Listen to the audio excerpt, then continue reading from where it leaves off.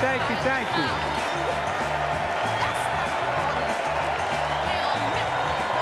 Thank you.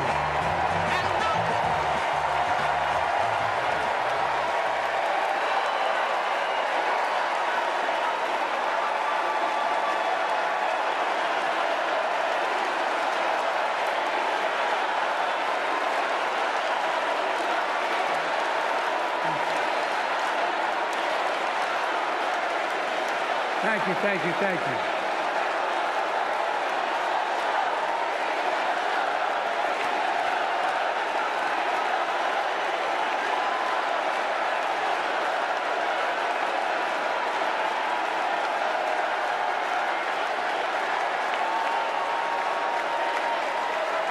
Thank you, thank you, thank you.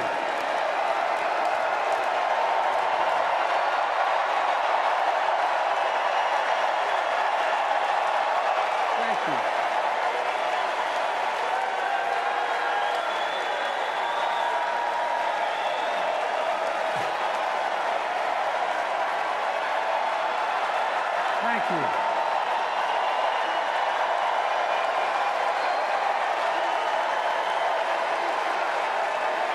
Thank you. I love you.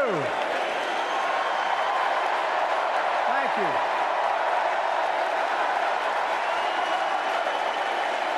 Thank you, thank you, thank you.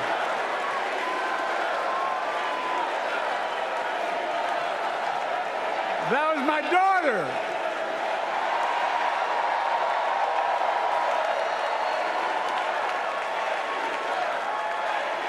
Thank you.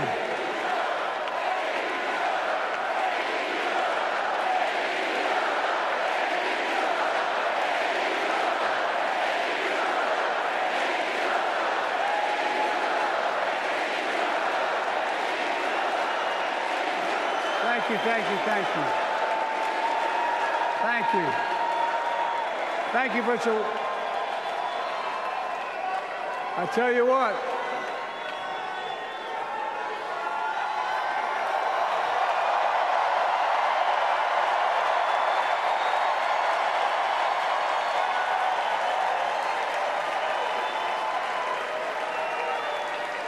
To my dearest daughter, Ashley, God love you, you're incredible. Thank you for the introduction and for being my courageous heart, along with Hunter and our entire family, and especially our rock, Jill.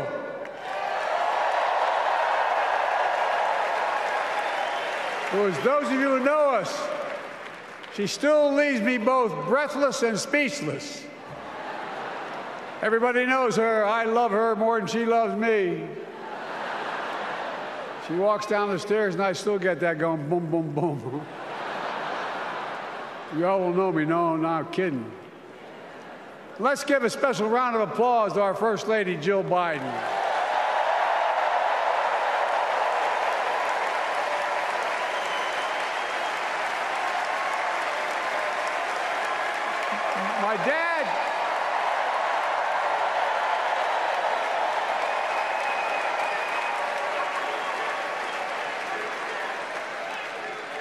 My dad used to have an expression, for real. He'd say, Joey, family is the beginning, the middle, and the end. And I love you all. Folks. And America, I love you.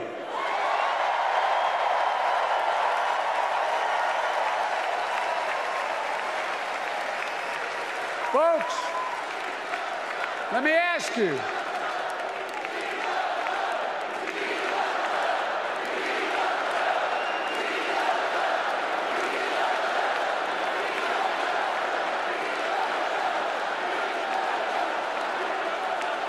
Let me ask you,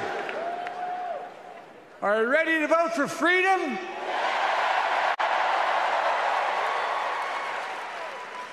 Are you ready to vote for democracy and for America?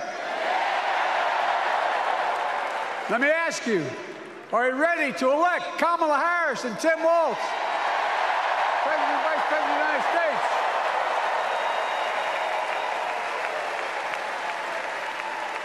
My fellow Democrats, my fellow Americans, nearly 4 years ago, in winter, on the steps of the Capitol, on a cold January day, I raised my right hand and I swore an oath to you and to God to preserve, protect, and defend the Constitution and to faithfully execute the office of the President of the United States. In front of me was a city surrounded by the National Guard. Behind me, a Capitol just 2 weeks before had been overrun by a violent mob. But I knew then, from the bottom of my heart, that I knew now, there is no place in America for political violence. None. You cannot say you love your country only when you win.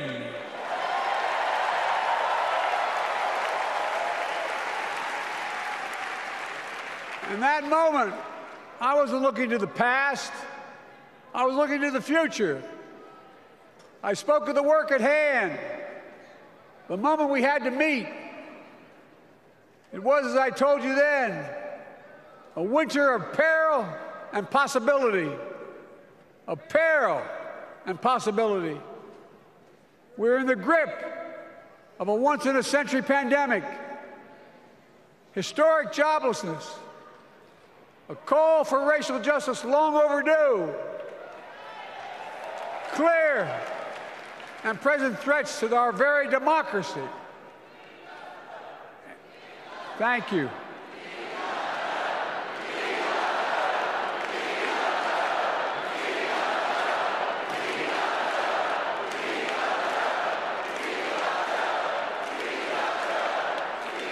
And yet I believe then, and I believe now, that progress was and is possible. Justice is achievable.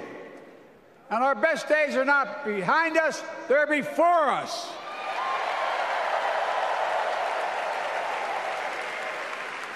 Now it's summer.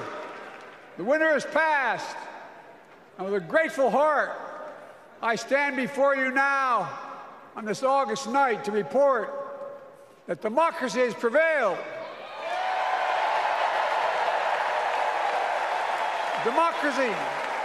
Democracy has delivered. And now democracy must be preserved.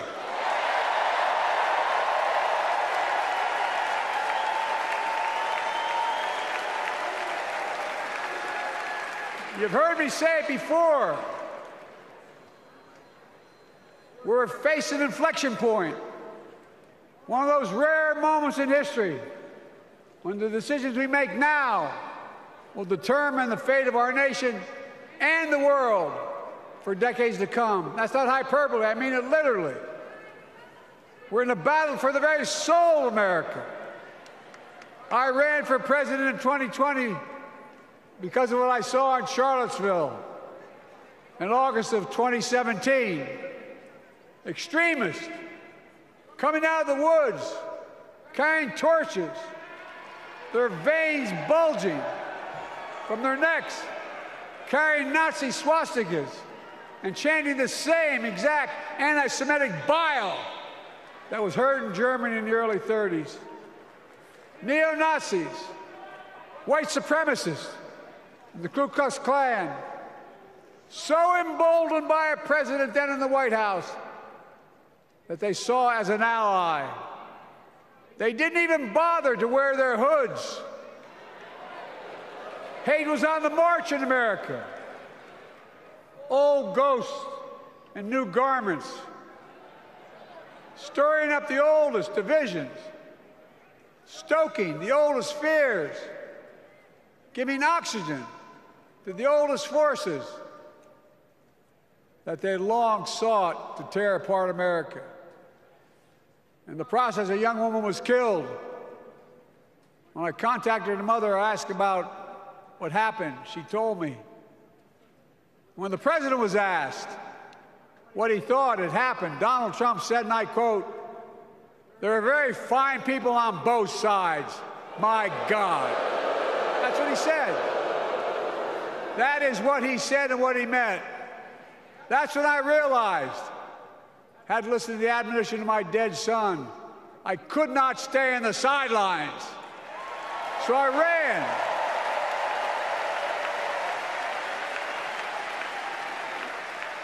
Because I had no intention of running again.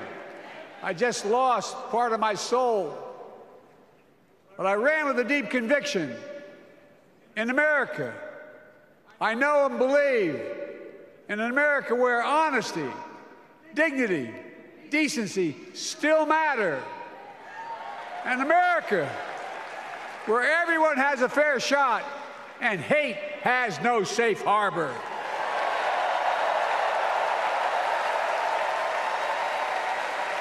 An America where the fundamental creed of this nation, that all of us are created equal, is still very much alive.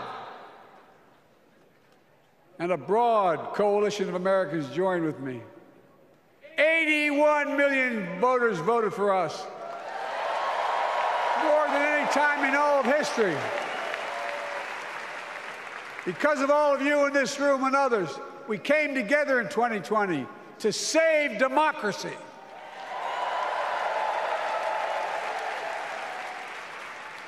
As your president, I've been determined to keep America moving forward, not going back, to stand against hate and violence in all its forms, to be a nation where we not only live with but thrive on diversity, demonizing no one, leaving no one behind, and becoming the nation that we profess to be. I also ran to rebuild the backbone of America, the middle class.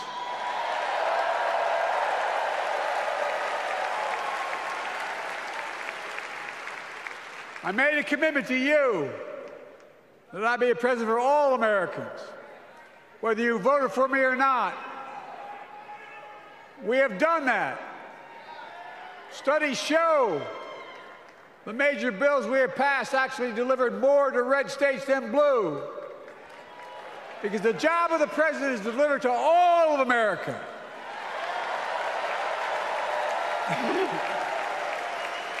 Because of you, and I'm not exaggerating, because of you, we've had one of the most extraordinary 4 years of progress ever, period. When I say we, I mean Kamala and me. Just think about it. COVID no longer controls our lives. We've gone from economic crisis to the strongest economy in the entire world. Record 16 million new jobs. Record small business growth. Record high stock market. Record high 401ks. Wages up and inflation down, way down, and continuing to go down.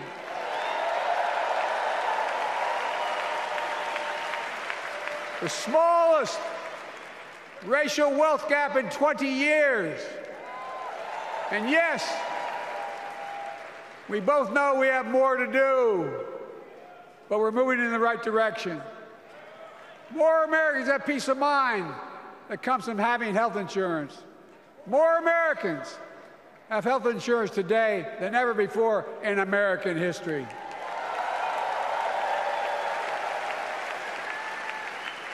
And after, as a young senator beginning to fight for 50 years to give Medicare the power to negotiate low prescription drug prices, we finally beat Big Pharma.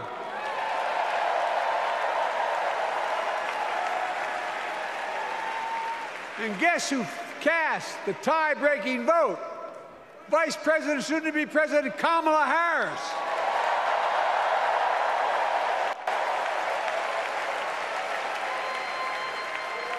And now it's the law of the land.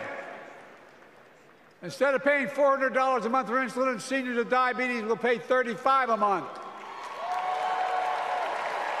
The law we passed already includes, starting in January, every senior's total prescription cost can be capped at $2,000 no matter how expensive the drugs they have. And what we don't focus on, and our Republican friends don't seem to understand, our reforms don't just save seniors money, they save the American taxpayers money. You know what we just passed saves? It saved $160 billion over the next decade. That's not hyperbole. It's because Medicare no longer has to pay those exorbitant prices to the big pharma. But look, well, thank you, Kamala, too. Look, folks, how can we have the strongest economy in the world without the best infrastructure in the world?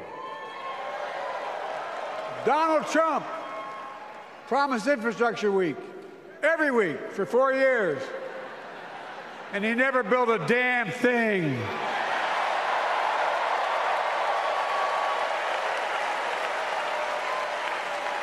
But now, because of what Kamala and I have done, remember we were told we couldn't get it done. Remember when we came into office, we couldn't get anything passed? But right now, we're giving America an infrastructure decade, not week. We're modernizing our roads, our bridges, our ports, our airports, our trains, our buses. We're removing every lead pipe from schools and homes so every child can drink clean water. We're providing affordable high-speed internet for every American, no matter where they live, not unlike what Roosevelt did with electricity. And so much more. We are uniting the country. We're growing our economy. We're improving our quality of life. And we're building a better America.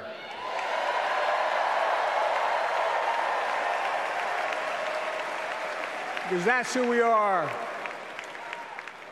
How can we be the strongest nation in the world without leading the world in science and technology?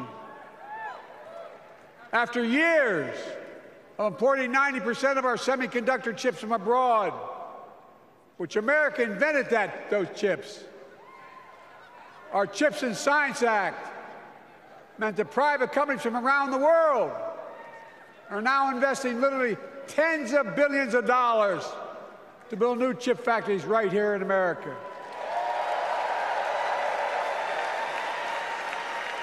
And over that period, they'll create tens of thousands of jobs. And many of those jobs in the so-called fabs, the buildings that make the chips, that are being constructed now. And guess what? The average salary in those fabs, size of a football field, will be over $100,000 a year, and you don't need a college degree.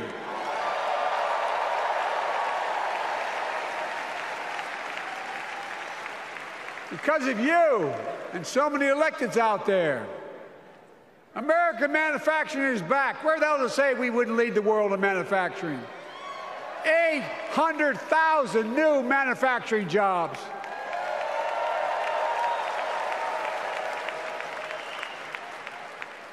Our Republican friends and others made sure they'd go abroad to get the cheapest labor. We used to import products and export jobs. Now we export American products and create American jobs right here in America, where jobs belong. With every new job, with every new factory, pride and hope is being brought back to communities throughout the country that were left behind. You know you're from them, many of you. You know what it's like when that factory closed, where your mother, your father, your grandmother, grandfather worked. And now you're back, providing once again, proving that Wall Street didn't build America, the middle class built America, and unions built the middle class.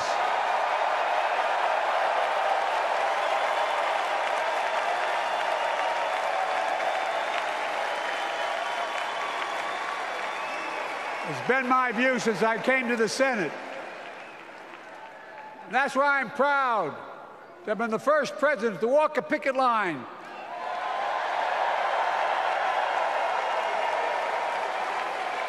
and be labeled the most pro-union president in history, and I accept it. That's a fact.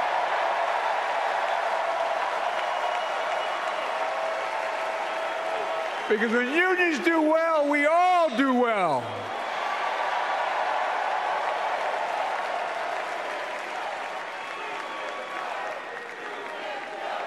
You got it, man. You got it.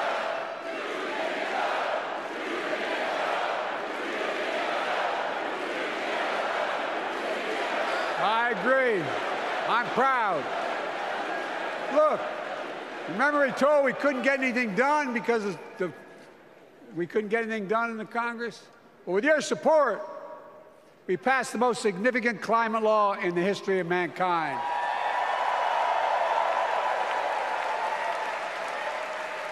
Over $370 billion.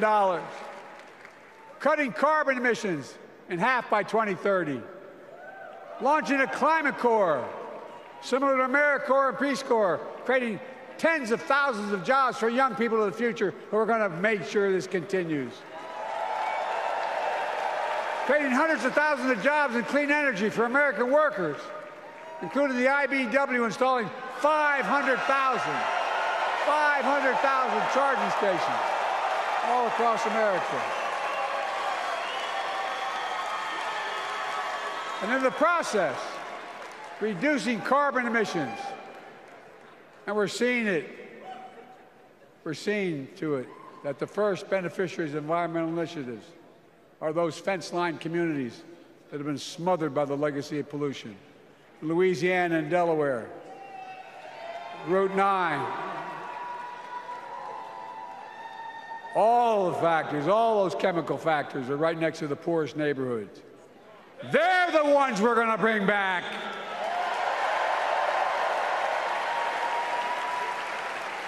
And how? How can we be the greatest nation in the world without the best education system in the world? Donald Trump and the Republican friends, they not only can't think, they can't read very well. Seriously, think about it. Look at their Project 2025. They want to do away with the Department of Education.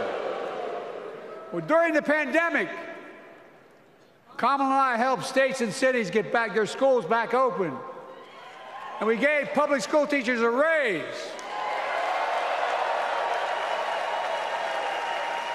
We created apprenticeships with businesses and communities, putting students on a path to a good paying job, whether or not they go to college.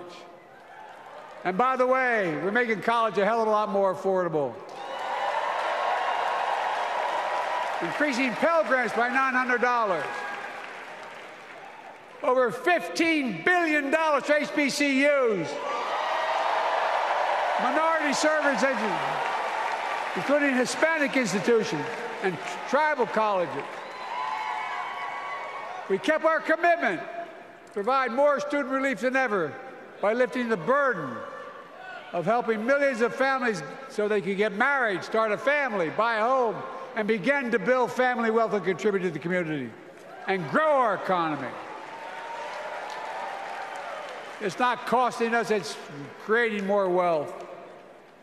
We've fundamentally transformed how our economy grows, from the middle out and the bottom up instead of the top down. You know, my dad used to say there wasn't a whole hell of a lot to drop down on my kitchen table at the end of the month. I come from a basic middle-class family, 3-bedroom house, 4 kids, a grandpa living with us, decent neighborhood, but never a penny to spare. And look, that top-down notion never worked. A lot of Democrats didn't think it worked, thought it worked, but it doesn't. And when we did all that, what we've done, everybody can do well. Everybody.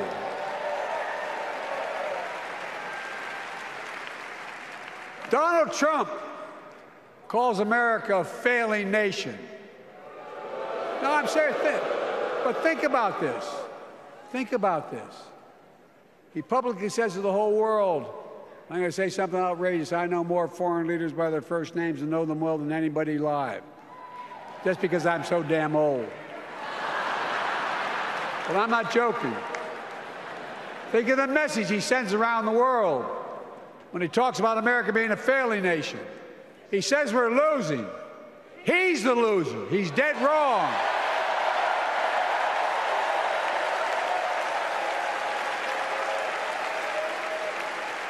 Many of you are very successful people who travel the world. Name me a country in the world that doesn't think we're the leading nation in the world. Without America, not a joke, think about it. I'm being literal. Who could lead the world other than the United States of America? Well, guess what? America's winning, and the world's better off for it. America's more prosperous, and Americans are safer today than under Donald Trump. Trump continues to lie about crime in America, like everything else. Guess what?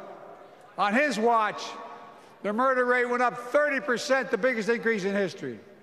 Meanwhile, we made the largest investment, Kamala and I, in public safety ever. Now, the murder rate is falling faster than any time in history. Violent crime has dropped to the lowest level in more than 50 years. And crime will keep coming down when we put a prosecutor in the Oval Office instead of a convicted felon.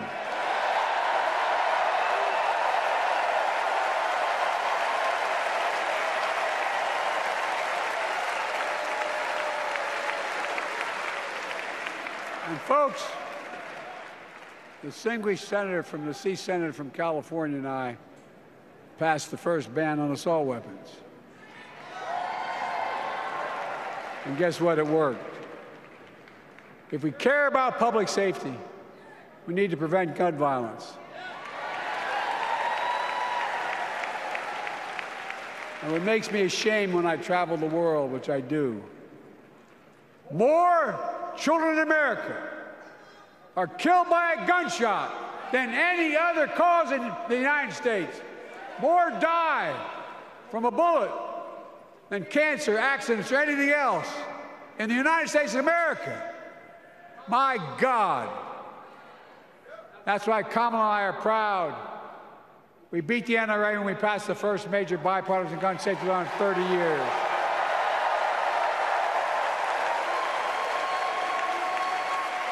I'm serious. That comes from here. And now it's time to ban assault weapons again. And demand universal background checks.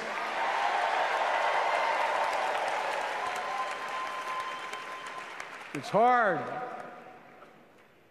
I never thought I'd stand before a crowd of Democrats and refer to a president as a liar so many times. No, I'm not trying to be funny. It's sad. Trump continues to lie about the border. Here's what he won't tell you. Trump killed the strongest bipartisan border deal in the history of the United States that we negotiated with the Senate Republicans. It took 4 weeks. Once it passed, and never acknowledged the most expansive border change in American history, he called senators to say, don't support the bipartisan bill, because he said it would help me politically and hurt him politically. My God. No, I'm serious. Think about it. Not a joke. Ask even the press who doesn't like me. They'll tell you that's true. Typically, Trump, once again, putting himself first and America last. Then I had to take executive action. The result of the executive action I took, border encounters have dropped over 50%. In fact, there are fewer border crossings today than when Donald Trump left office. And unlike Trump, we will not demonize immigrants, saying they're the poison of blood of America. Poison the blood of our country. Kamala and I are committed to strengthening legal immigration, including protecting dreamers and more.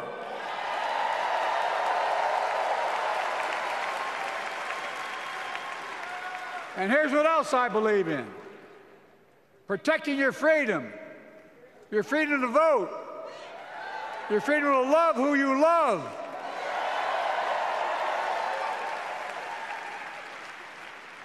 and your freedom to choose.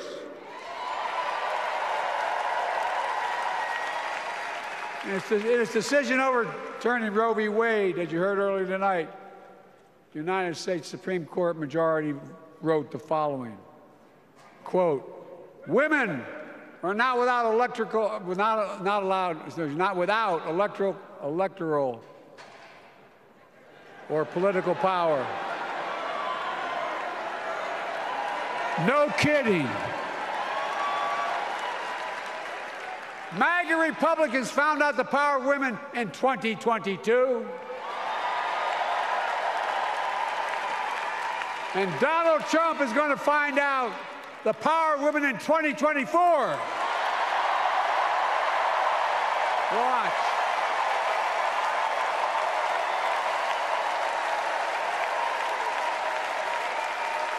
And where Trump and his mega Republican right-wingers seek to erase history, we Democrats continue to write history and make more history. I'm proud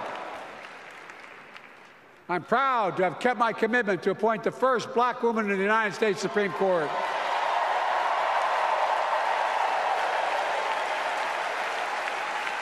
Ketanji Brown Jackson, a symbol for every young woman in America that you can do anything.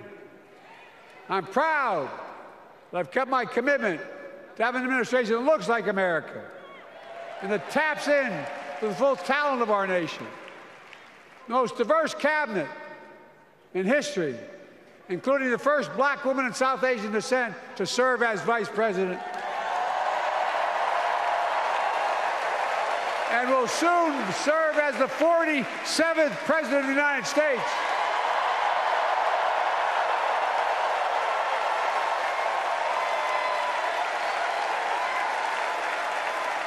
She is good. Look. Thank you, Kamala.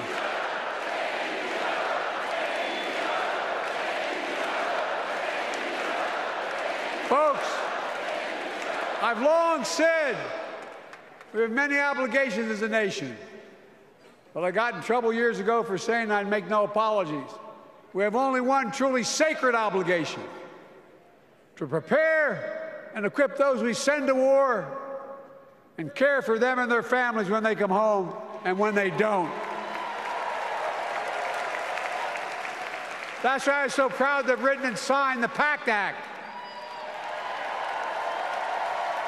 one of the most significant laws ever, helping veterans and their families exposed to toxic materials like burn pits in Agent Orange. I was around during the Vietnam War. It's hard. Nobody was able to prove that there's illness was a consequence of Agent Orange. And no one was able to prove initially that because they lived in burn pits like my son lived next to in Iraq for a year, that it was the cause of their illness. But because of the PACT Act,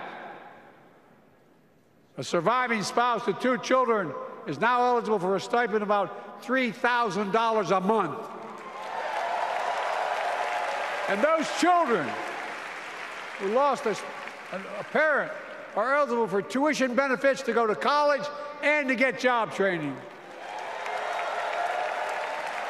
It's already helping over 1 million veterans and their families just so far. Well, I love them, and I'm so proud of my son's service. We get it. But guess who doesn't get it and doesn't respect our veterans?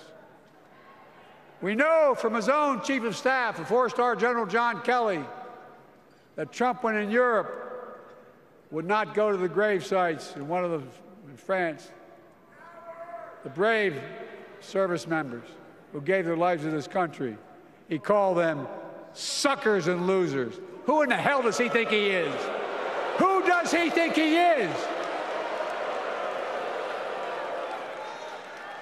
There's no words for a person. They are not the words of a person not worthy of being commander-in-chief, period. Not then, not now, and not ever. I mean that. I mean that from the bottom of my heart.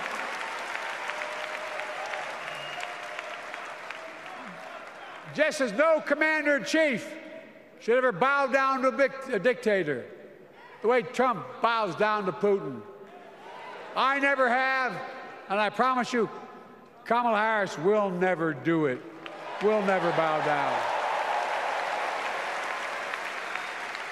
When Trump left office, Europe and NATO was in tatters.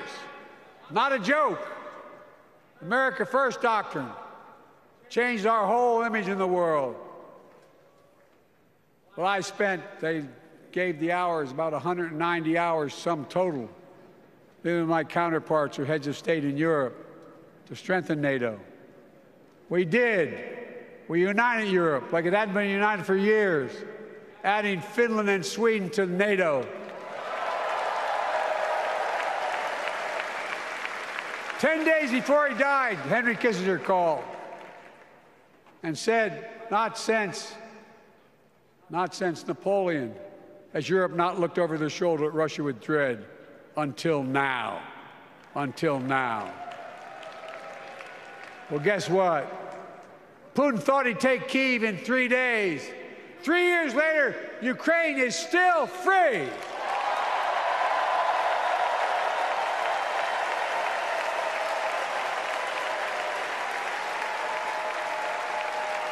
When I came to office, the conventional wisdom was that China would inevitably surpass the United States.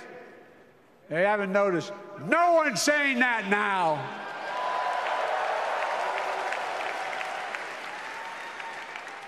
And we'll keep working to bring hostages home and end the war in Gaza and bring peace and security to the Middle East.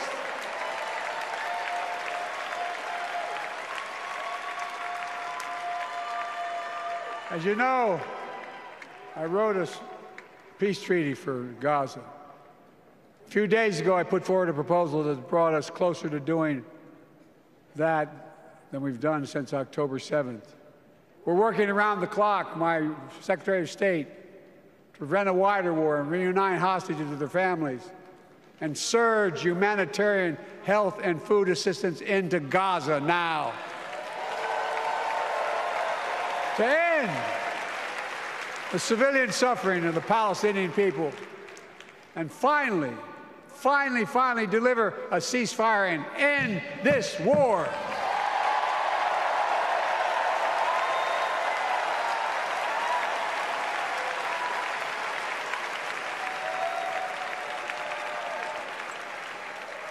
Those protesters out in the street, they have a point. A lot of innocent people are being killed on both sides. Just as we worked around the clock to bring home wrongfully detained Americans and others from Russia in one of the most complicated swaps in history, but they're home. Kamala and I are going to keep working to bring all Americans wrongfully detained around the world home. I mean it. Folks, I've got 5 months left in my presidency. I've got a lot to do. I intend to get it done.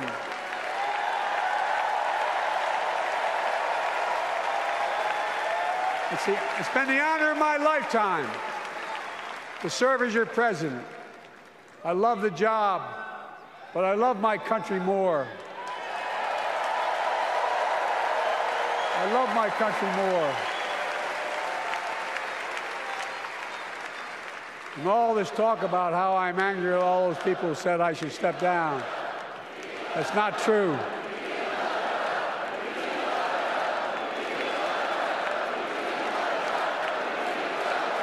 Thank you.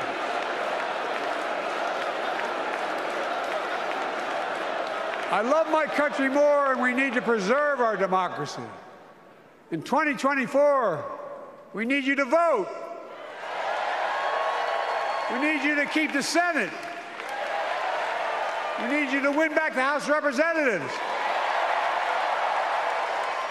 And above all, we need you to beat Donald Trump.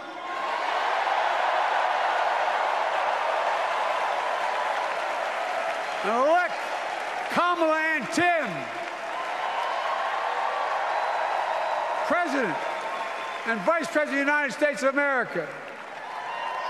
Look, they'll continue to lead America forward, creating more jobs, standing up for workers, growing the economy, lower the cost to American families so they just have a little more breathing room.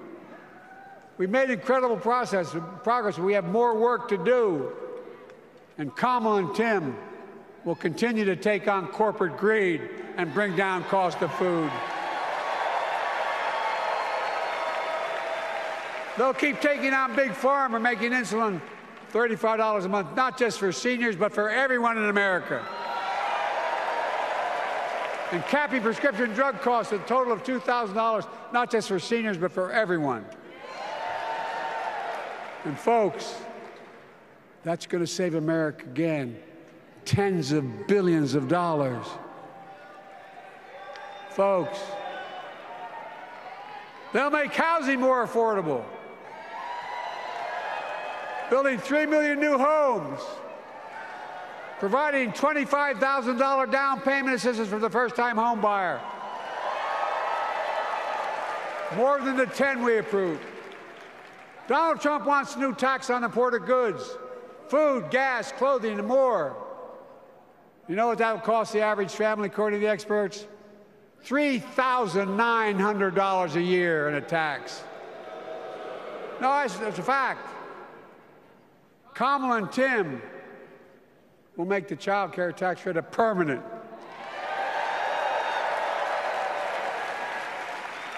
Lifting millions of children out of poverty and helping millions of families get ahead.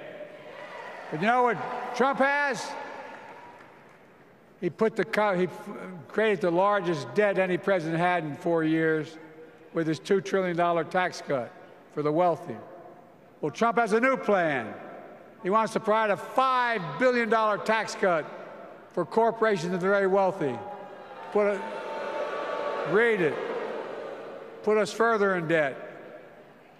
And folks, you know we have 1,000 billionaires in America. You know what their average tax rate they pay? 8.2%. If we just increased our taxes we proposed to 25%, which isn't the highest tax rate even, it would raise $500 billion new dollars over 10 years. They'd still be very wealthy. Look,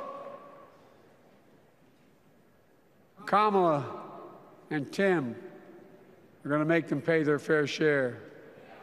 They'll protect Social Security and Medicare. Trump wants to cut Social Security and Medicare.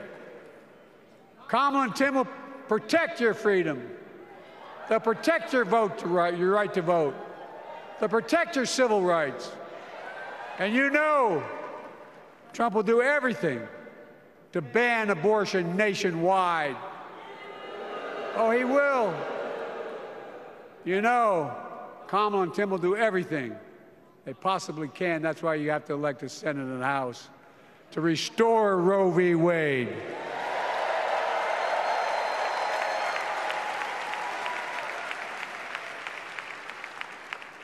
The ancient Greeks taught us that character is destiny.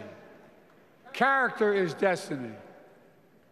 For me and Jill, we know Kamala and Doug are people of character. It's been our honor to serve alongside them. And we know that Tim and Gwen Walz are also people of great character. Selecting Kamala was the very first decision I made when I became our nominee. And it was the best decision I made my whole career.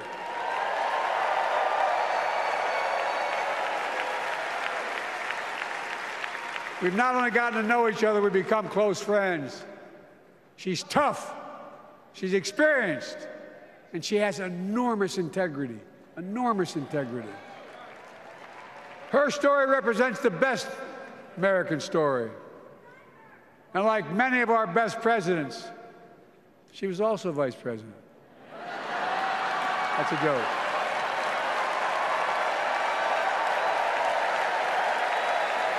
But she'll be a president our children can look up to. She'll be a president respected by world leaders because she already is. She'll be a president we can all be proud of. And she will be a historic president who puts her stamp on America's future.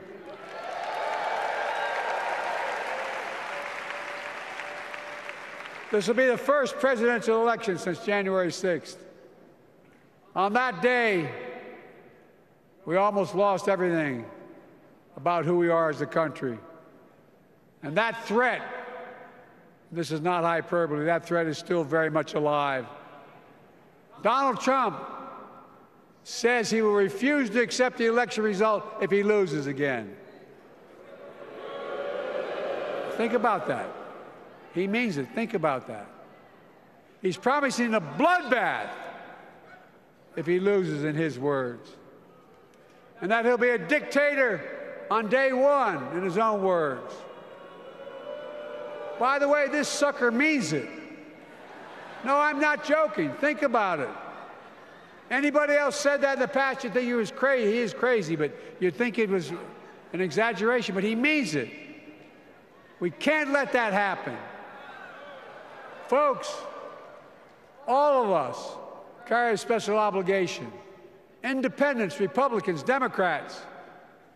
We saved democracy in 2020, and now we must save it again in 2024.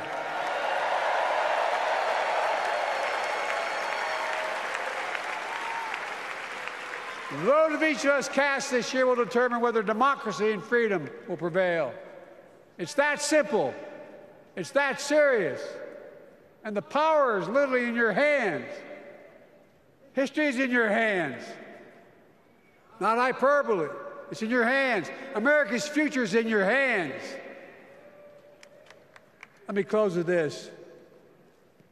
Nowhere else in the world could a kid with a stutter and modest beginnings in Scranton, Pennsylvania, and Claymont, Delaware, grow up to sit behind the resolute desk in the Oval Office.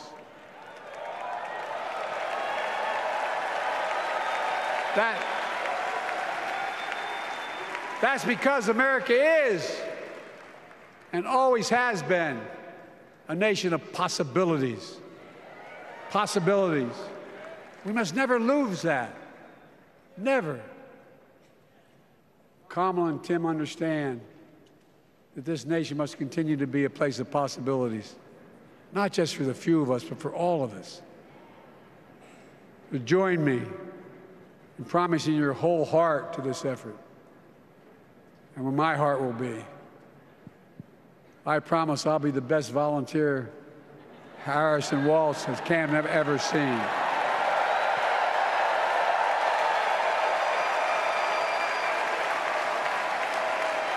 Each of us has a part in the American story. For me and my family, there's a song that means a lot to us, that captures the best of who we are as a nation. The song is called American Anthem. There's one verse that stands out, and I can't sing worth a damn, so I'm not going to try. I'll just quote it. The work and prayers of centuries have brought us to this day. What shall our legacy be? What will our children say? Let me know in my heart, when my days are through, America, America, I gave my best to you.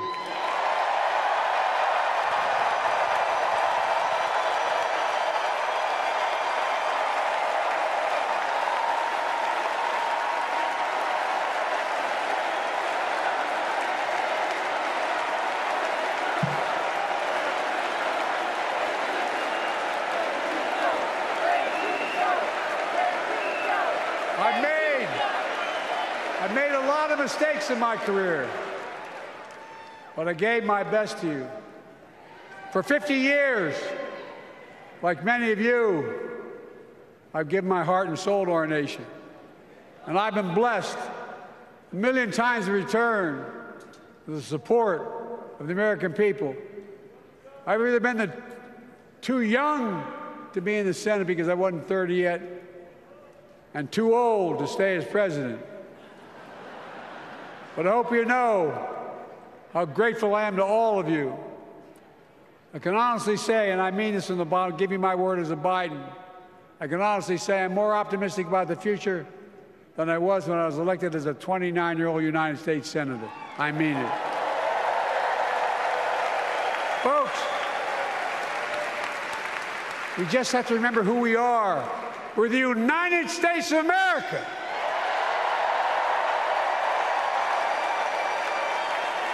And there's nothing we cannot do when we do it together. God bless you all, and may God protect our troops. Thank you.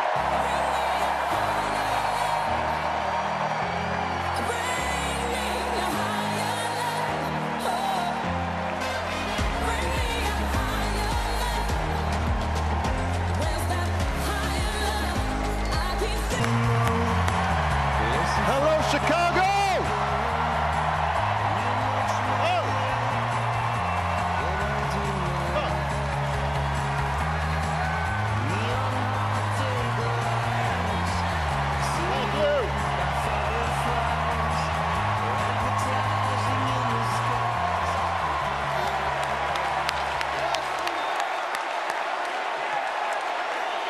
Thank you, thank you. Thank you, everybody. Thank you.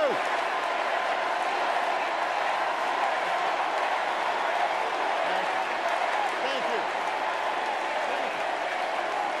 All right. That's enough. Thank you, thank you. Chicago, it's good to be home. It is good to be home, and I don't know about you, but I'm feeling fired up.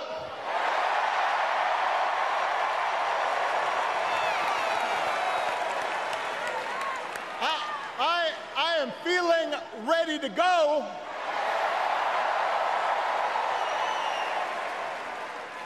Even if I am the only person stupid enough to speak after Michelle Obama.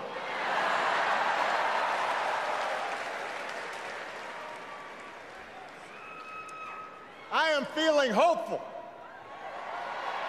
because this convention has always been pretty good to kids with funny names who believe in a country where anything is possible. Because we have a chance to elect someone who has spent her entire life trying to give people the same chances America gave her.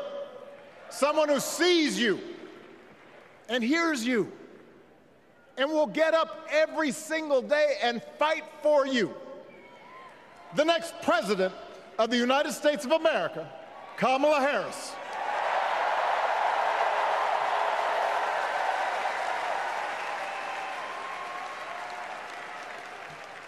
It's been 16 years since I had the honor of accepting this party's nomination for president. And I know that's hard to believe because I have not aged a bit. But it's true. And looking back, I can say without question that my first big decision as your nominee turned out to be one of my best. And that was asking Joe Biden to serve by my side as vice president.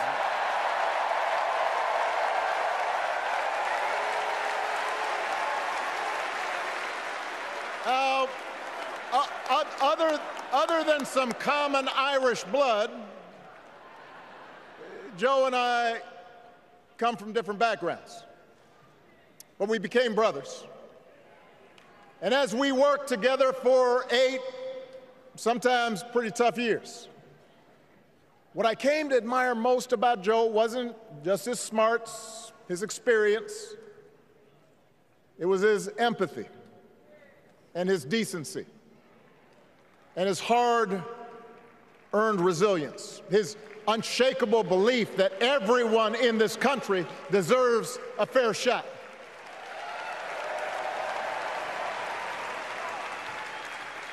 And over the last 4 years, those are the values America has needed most. At a time when millions of our fellow citizens were sick and dying, we needed a leader with the character to put politics aside and do what was right. At a time when our economy was reeling, we needed a leader with the determination to drive what would become the world's strongest recovery. 15 million jobs, higher wages, lower health care costs.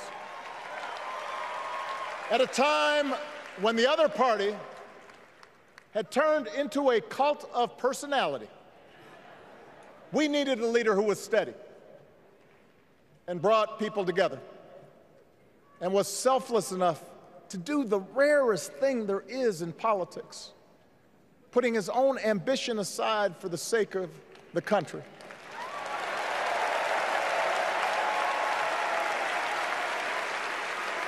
History will remember Joe Biden as an outstanding president who defended democracy at a moment of great danger. And I am proud to call him my president, but I am even prouder to call him my friend.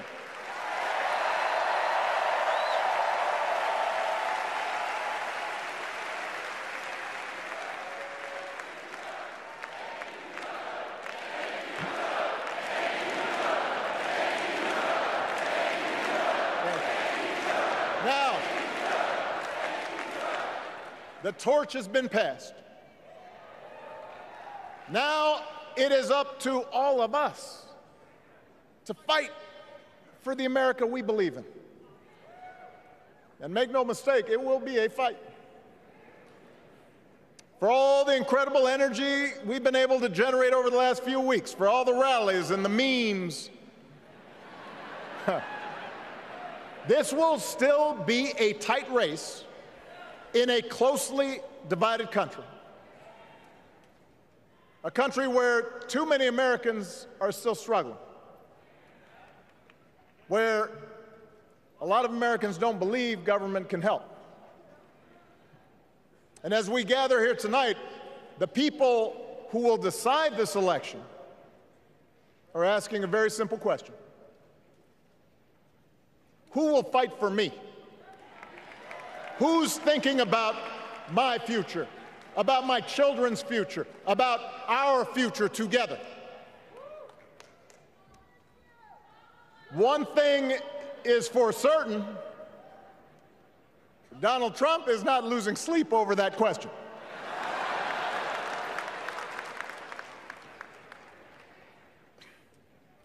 Here's a 78-year-old billionaire who has not stopped whining about his problems since he rode down his golden escalator 9 years ago. It has been a constant stream of gripes and grievances that's actually been getting worse now that he's afraid of losing to Kamala. There's the childish nicknames, the crazy conspiracy theories, this weird obsession with crowd sizes.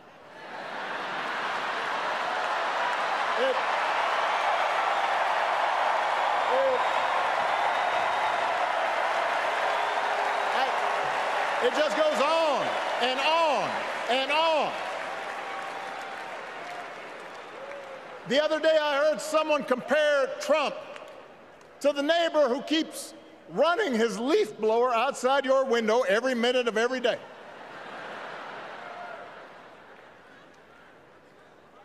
Now, from a neighbor, that's exhausting. From a president, it's just dangerous. The truth is, Donald Trump sees power as nothing more than a means to his ends. He wants the middle class to pay the price for another huge tax cut that would mostly help him and his rich friends. He killed a bipartisan immigration deal written in part by one of the most conservative Republicans in Congress that would have helped secure our southern border, because he thought trying to actually solve the problem would hurt his campaign. He doesn't.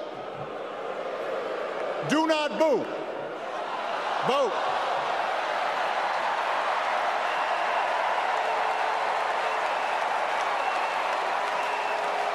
He doesn't seem to care if more women lose their reproductive freedom, since it won't affect his life. And most of all, Donald Trump wants us to think that this country is hopelessly divided between us and them, between the real Americans, who of course support him, and the outsiders who don't.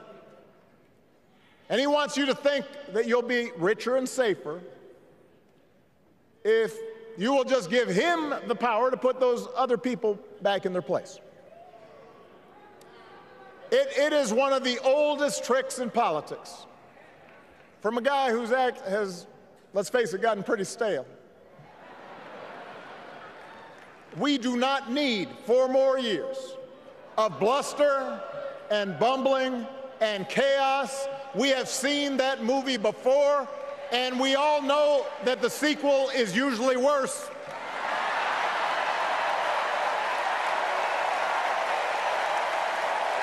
America's ready for a new chapter. America's ready for a better story. We are ready for a President Kamala Harris.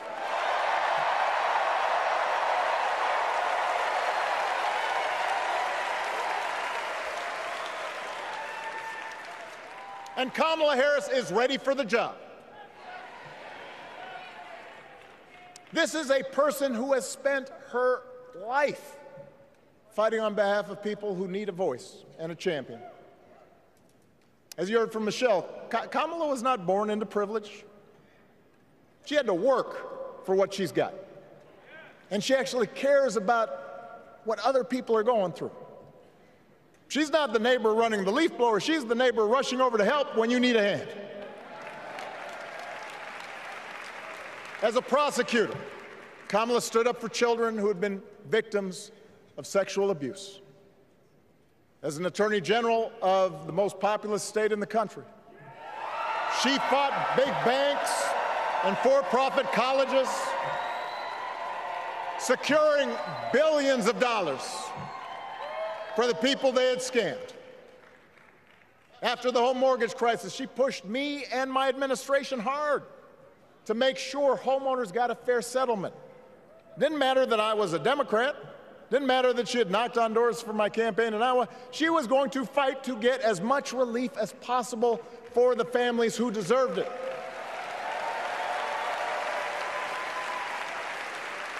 As vice president, she helped take on the drug companies to cap the cost of insulin, lower the cost of health care, give families with kids a tax cut. And she is running for president with real plans to lower costs even more and protect Medicare and Medicaid, and sign a law to guarantee every woman's right to make her own health care decisions.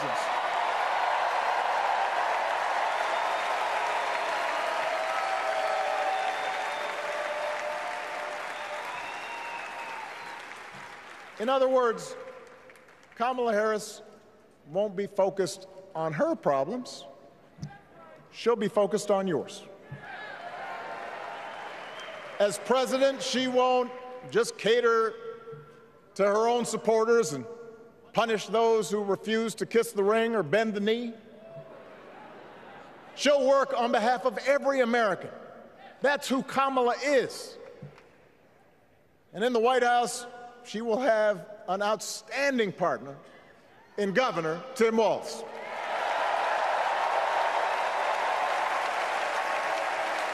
Let me tell you something. Let me tell you something. I love this guy. Tim is the kind of person who should be in politics. Born in a small town, served his country, taught kids, coached football, took care of his neighbors. He knows who he is, and he knows what's important. You can tell those flannel shirts he wears don't come from some political consultant. They come from his closet, and they have been through some stuff.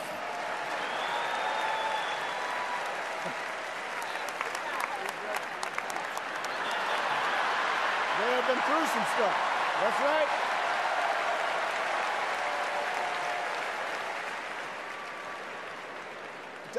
Together, Kamala and Tim have kept faith with America's central story. A story that says we are all created equal. All of us endowed with certain inalienable rights, that everyone deserves a chance, that even when we don't agree with each other, we can find a way to live with each other. That's Kamala's vision. That's Tim's vision. That's the Democratic Party's vision. And our job over the next 11 weeks is to convince as many people as possible to vote for that vision. Now, it won't be easy. The other side knows it's easier to play on people's fears and cynicism, always has been. They will tell you that government is inherently corrupt, that sacrifice and generosity are for suckers. And since the game is rigged, it's okay to take what you want and just look after your own. That's the easy path. We have a different task. Our job is to convince people that democracy can actually deliver. And in doing that, we can't just point to what we've already accomplished. We can't just rely on the ideas of the past. We need to chart a new way forward to meet the challenges of today. And Kamala understands this. She knows, for example, that if we want to make it easier for more young people to buy a home, we need to build more units and clear away some of the outdated laws and regulations that made it harder to build homes for working people in this country. That is a priority, and she's put out a bold new plan to do just that.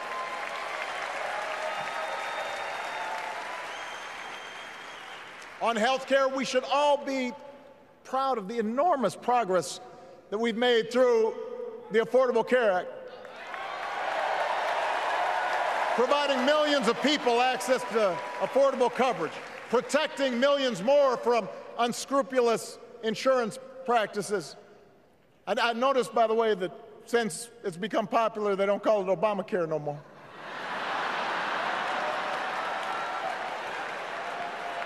But Kamala knows we can't stop there, which is why she'll keep working to limit out-of-pocket costs. Kamala knows that if we want to help people get ahead, we need to put a college degree within reach of more Americans. But she also knows college shouldn't be the only ticket to the middle class. We need to follow the lead of governors like Tim Walz, who said, if you've got the skills and the drive, you shouldn't need a degree to work for state government.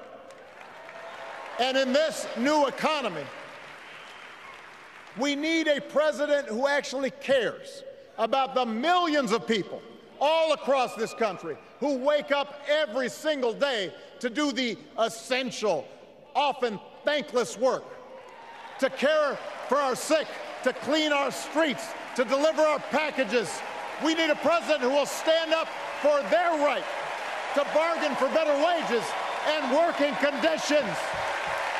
And Kamala will be that president.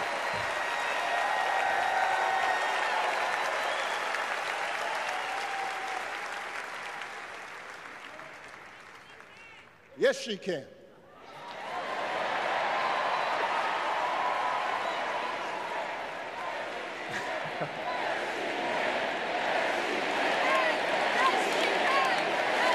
Yes, she can. A Harris-Walz administration can help us move past some of the tired old debates that keep stifling progress, because at their core, Kamala and Tim understand that when everybody gets a fair shot, we are all better off. They understand that when every child gets a good education, the whole economy gets stronger. When women are paid the same as men for doing the same job, all families benefit.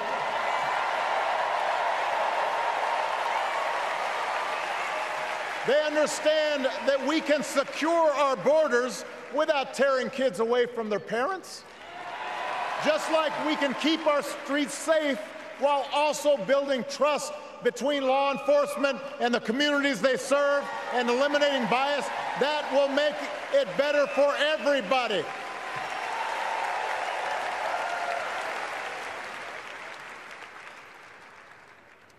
Donald Trump and his well-heeled donors, they don't see the world that way. For them, one group's gains is necessarily another group's loss. For them, freedom means that the powerful can do pretty much what they please, whether it's fire workers trying to organize a union, or put poison in our rivers, or avoid paying taxes like everybody else has to do. Well, we have a broader idea of freedom. We believe in the freedom to provide for your family if you're willing to work hard. The freedom to breathe clean air and drink clean water and send your kids to school without worrying if they'll come home. We believe that true freedom gives each of us the right to make decisions about our own life, how we worship, what our family looks like, how many kids we have, who we marry. And we believe that freedom requires us to recognize that other people have the freedom to make choices that are different than ours. That's okay.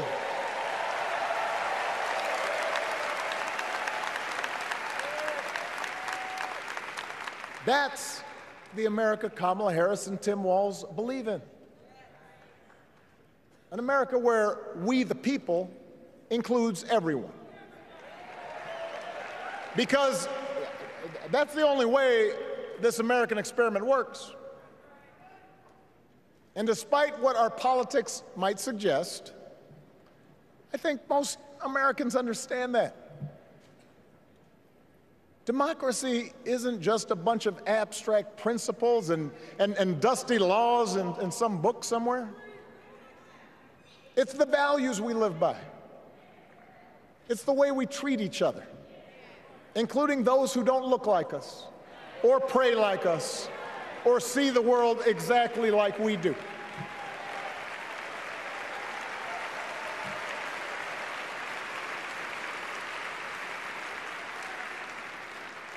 That sense of mutual respect has to be part of our message.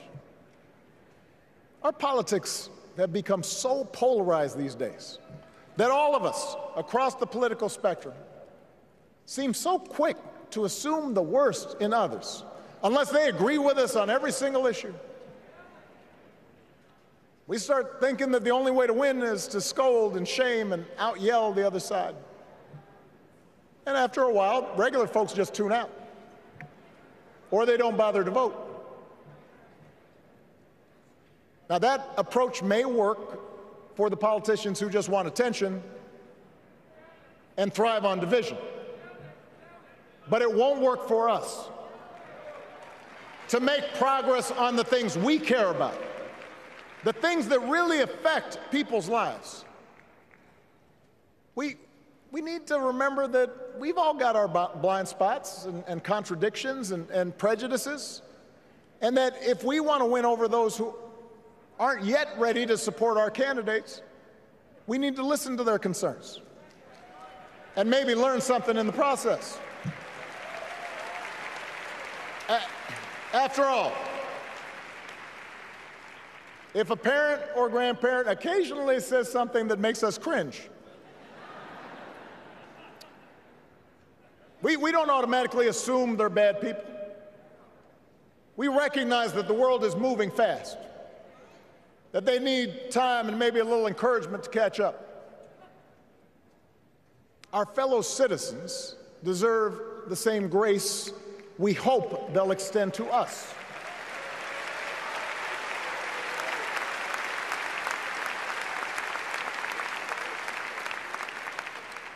That's how we can build a true democratic majority, one that can get things done.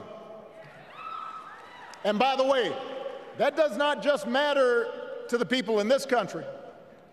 The rest of the world is watching to see if we can actually pull this off.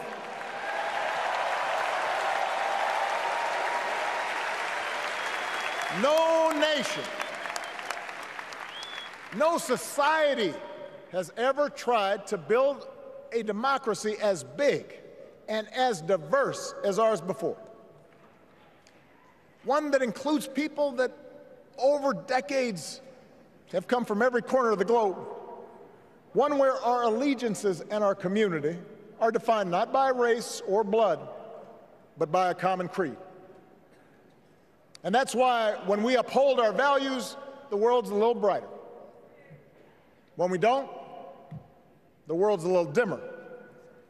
And dictators and autocrats feel emboldened. And over time, we become less safe. We shouldn't be the world's policemen, and we can't eradicate every cruelty and injustice in the world. But America can be and must be a force for good, discouraging conflict, fighting disease, promoting human rights, protecting the planet from climate change, defending freedom, brokering peace. That's what Kamala Harris believes, and so do most Americans.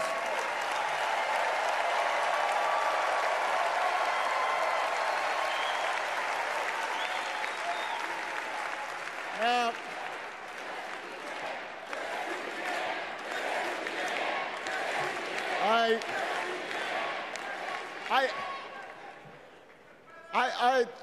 I know these ideas can feel pretty naive right now. We live in a time of such confusion and rancor, with a culture that puts a premium on things that don't last. Money, fame, status, likes. We chase the approval of strangers on our phones. We build all manner of walls and fences around ourselves, and then we wonder why we feel so alone. We don't trust each other as much because we don't take the time to know each other. And in that space between us, politicians and algorithms teach us to caricature each other, and troll each other, and fear each other. But here's the good news, Chicago.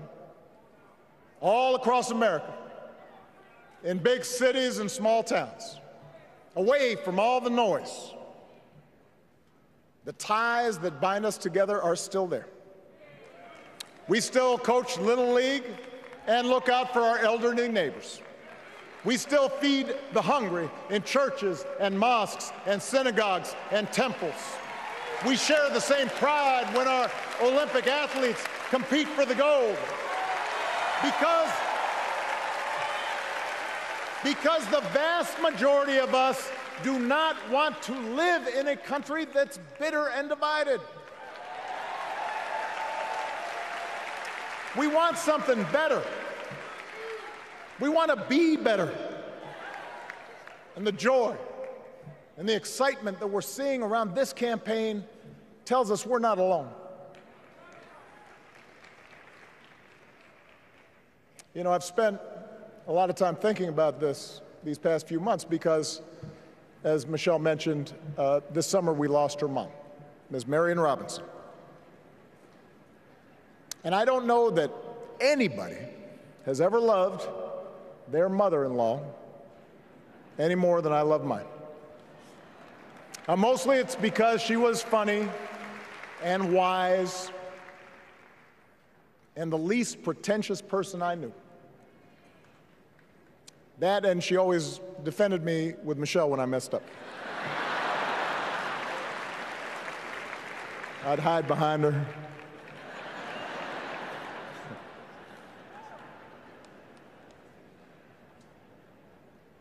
But I also think one of the reasons Mary and I became so close was she reminded me of my grandmother, the woman who helped raise me as a child.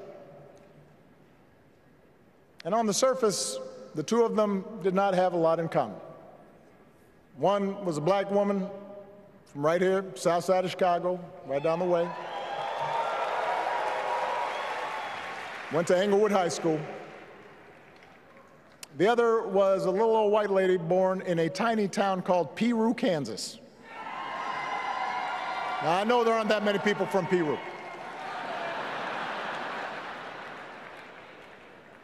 And yet they shared a basic outlook on life. They were strong, smart, resourceful women, full of common sense, who, regardless of the barriers they encountered, and women growing up in the 40s and 50s and 60s, they encountered barriers. They still went about their business without fuss or complaint and provided an unshakable foundation of love for their children and their grandchildren. In that sense, they both represented an entire generation of working people who, through war and depression, discrimination and limited opportunity, helped build this country. A lot of them toiled every day at jobs that were often too small for them and didn't pay a lot. They willingly went without just to keep a roof over their families' heads, just to give their children something better. But they knew what was true. They knew what mattered. Things like honesty and integrity, kindness and hard work. They weren't impressed with braggarts or bullies. They didn't think putting other people down lifted you up or made you strong. They didn't spend a lot of time obsessing about what they didn't have. Instead, they appreciated what they did. They found pleasure in simple things: a card game with friends, a good meal, and laughter around the kitchen table, helping others, and most of all, seeing their children do things and go places that they would have never imagined for themselves.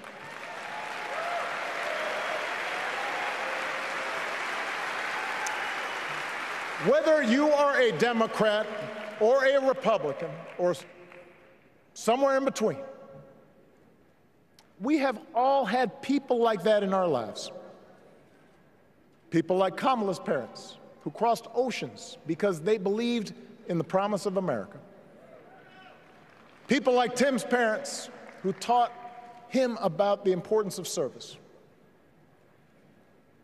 Good, hard-working people who weren't famous or powerful, but who managed in countless ways to leave this country just a little bit better than they found it. As much as any policy or program, I believe that's what we yearn for. A return to an America where we work together and look out for each other. A restoration of what Lincoln called, on the eve of Civil War, our bonds of affection. An America that taps what he called the better angels of our nature. That is what this election is about. And I believe that's why if we each do our part over the next 77 days, if we knock on doors, if we make phone calls, if we talk to our friends, if we listen to our neighbors, if we work like we've never worked before, if we hold firm to our convictions, we will elect Kamala Harris as the next President of the United States and Tim Walz as the next Vice President of the United States.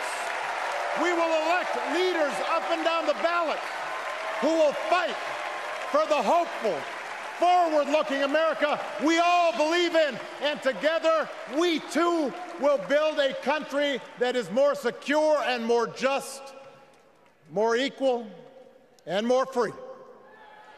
So let's get to work. God bless you. And God bless the United States of America.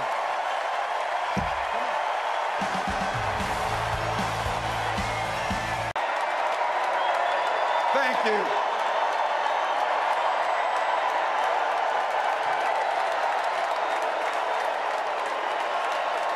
Thank you.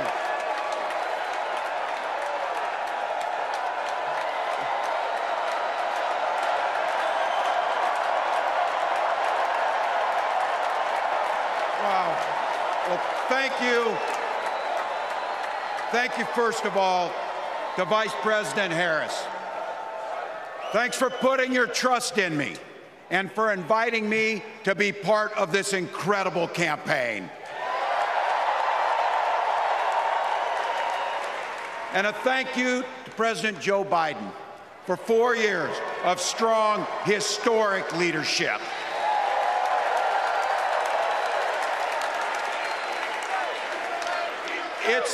It's the honor of my life to accept your nomination for Vice President of the United States.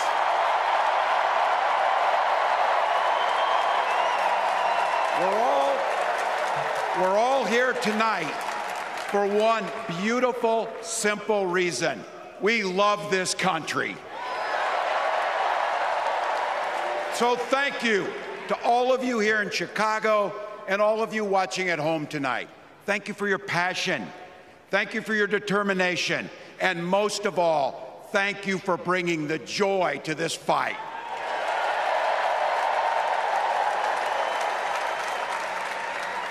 Now, I grew up in Butte, Nebraska, a town of 400 people. I had 24 kids in my high school class, and none of them went to Yale. But I'll tell you what, growing up in a small town like that, you learn how to take care of each other. That family down the road, they may not think like you do. They may not pray like you do. They may not love like you do, but they're your neighbors. And you look out for them, and they look out for you. Everybody belongs, and everybody has a responsibility to contribute. For me, it was serving in the Army National Guard.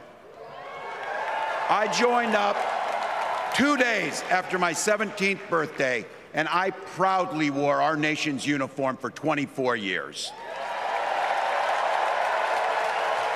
My dad, a Korean War era Army veteran, died of lung cancer a couple years later.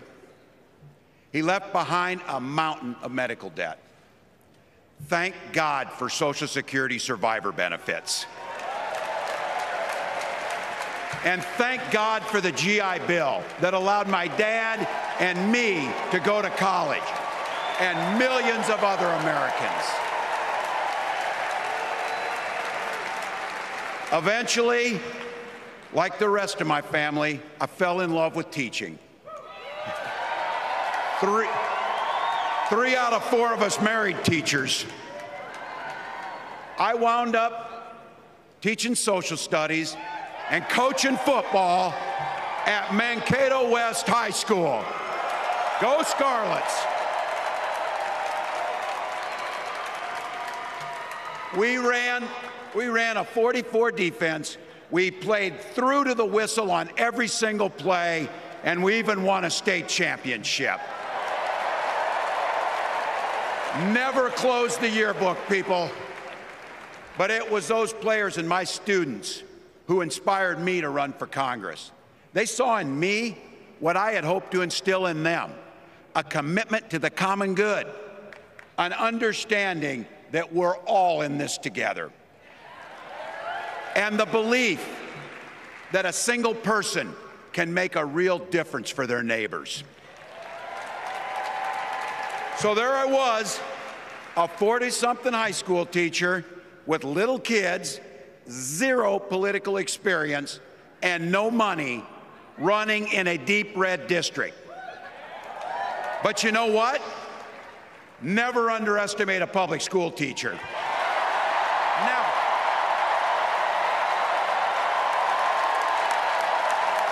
I represented my neighbors in Congress for 12 years, and I learned an awful lot. I learned how to work across the aisle on issues like growing the rural economies and taking care of veterans. And I learned how to compromise without compromising my values. Then I came back to serve as governor, and we got right to work, making a difference in our neighbors' lives. We cut taxes for the middle class. We passed paid family and medical leave. We invested in fighting crime and affordable housing. We cut the cost of prescription drugs and helped people escape the kind of medical debt that nearly sank my family. And we made sure that every kid in our state gets breakfast and lunch every day. So while other states were banning books from their schools, we were banishing hunger from ours.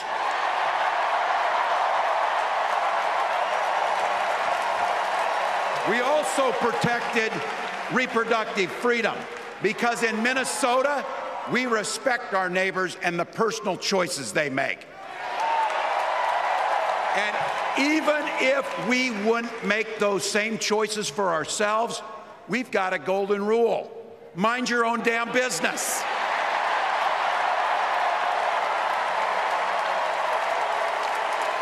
And that includes IVF and fertility treatments.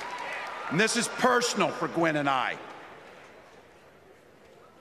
If you've never experienced the hell that is infertility, I guarantee you, you know somebody who has.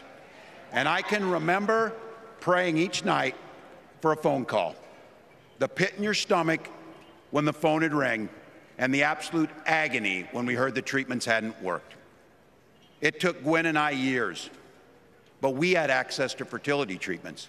And when our daughter was born, we named her Hope. Hope, Gus, and Gwen, you are my entire world, and I love you.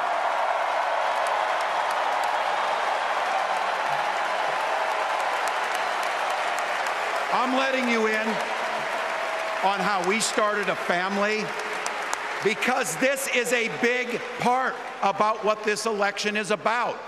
Freedom. When Republicans use the word freedom, they mean that the government should be free to invade your doctor's office. Corporations free to pollute your air and water.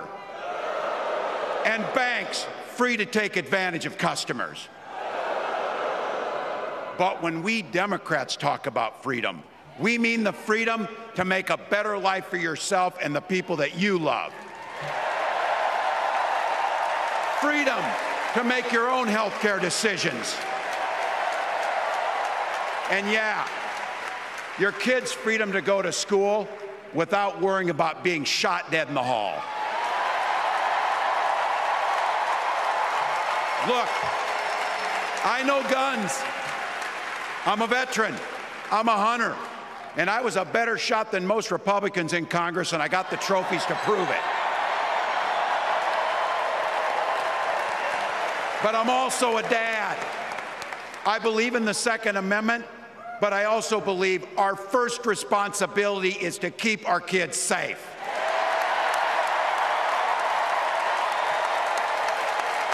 That's what this is all about. The responsibility we have to our kids, to each other, and to the future that we're building together, in which everyone is free to build the kind of life they want. But not everyone has that same sense of responsibility. Some folks just don't understand what it takes to be a good neighbor. Take Donald Trump and J.D. Vance. Their Project 2025 will make things much, much harder for people who are just trying to live their lives. They spent a lot of time pretending they know nothing about this. But look, I coached high school football long enough to know, and trust me on this, when somebody takes the time to draw up a playbook, they're going to use it.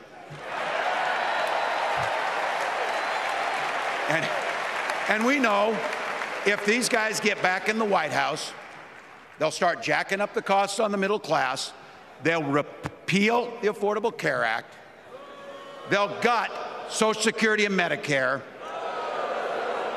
and they will ban abortion across this country, with or without Congress. Here's the thing. It's an agenda nobody asked for. It's an agenda that serves nobody except the richest and the most extreme amongst us. And it's an agenda that does nothing for our neighbors in need. Is it weird? Absolutely. Absolutely. But it's also wrong, and it's dangerous. It's not just me saying so. It's Trump's own people. They were with him for 4 years. They're warning us that the next 4 years will be much, much worse. You know, when I was teaching every year, we'd elect a student body president. And you know what? Those teenagers could teach Donald Trump a hell of a lot about what a leader is.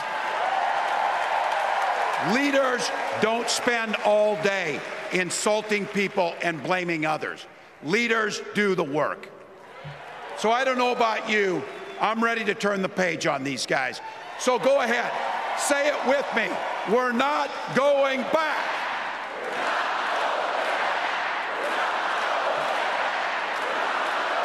We've got something better to offer the American people. It starts with our candidate, Kamala Harris. From her first day as a prosecutor, as a district attorney, as an attorney general, as a United States senator, and then our vice president, she's fought on the side of the American people. She's taken on the predators and fraudsters. She's taken down the transnational gangs, and she stood up to powerful corporate interests. She has never hesitated to reach across that aisle if it meant improving your lives. And she's always done it with energy, with passion, and with joy. Folks, we've got a chance to make Kamala Harris the next president of the United States.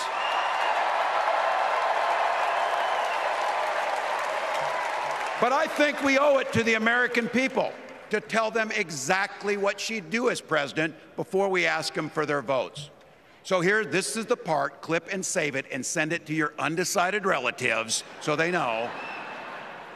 If you're a middle-class family or a family trying to get into the middle class, Kamala Harris is going to cut your taxes. If you're getting squeezed by prescription drug prices, Kamala Harris is going to take on Big Pharma. If you're hoping to buy a home, Kamala Harris is going to help make it more affordable.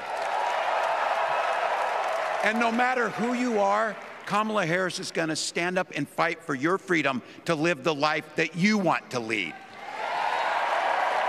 Because that's what we want for ourselves, and it's what we want for our neighbors. You know, you might not know it, but I haven't given a lot of big speeches like this. But I have given a lot of pep talks. So let me finish with this, team. It's the fourth quarter. We're down a field goal, but we're on offense and we've got the ball. We're driving down the field. And boy, do we have the right team. Kamala Harris is tough. Kamala Harris is experienced, and Kamala Harris is ready. Our job for everyone watching is to get in the trenches and do the blocking and tackling. 1 inch at a time, 1 yard at a time, 1 phone call at a time, 1 door knock at a time, 1 $5 donation at a time. Look, we got 76 days. That's nothing. There'll be time to sleep when you're dead. We're going to leave it on the field. That's how we'll keep moving forward. That's how we'll turn the page on Donald Trump. That's how we'll build a country where workers come first. Health care and housing are human rights. And the government stays the hell out of your bedroom.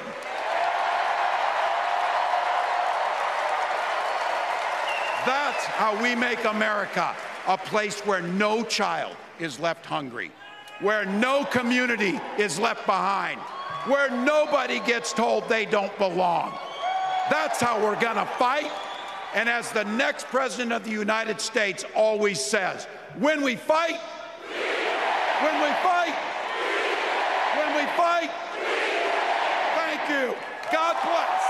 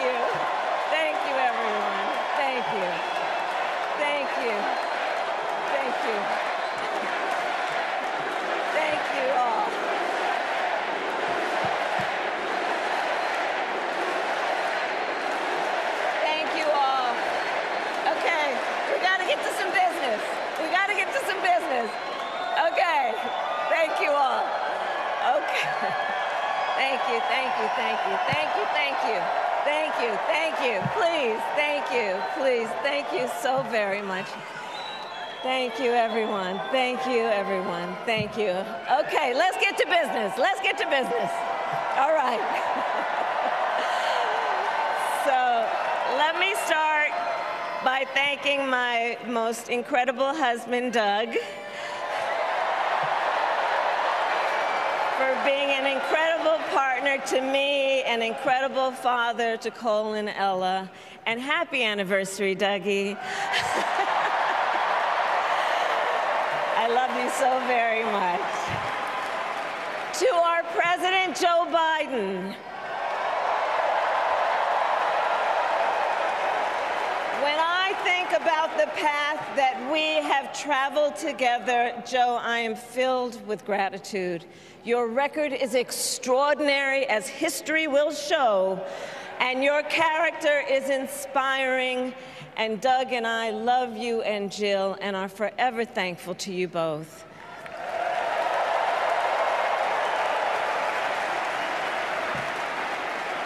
And to Coach Tim Walz,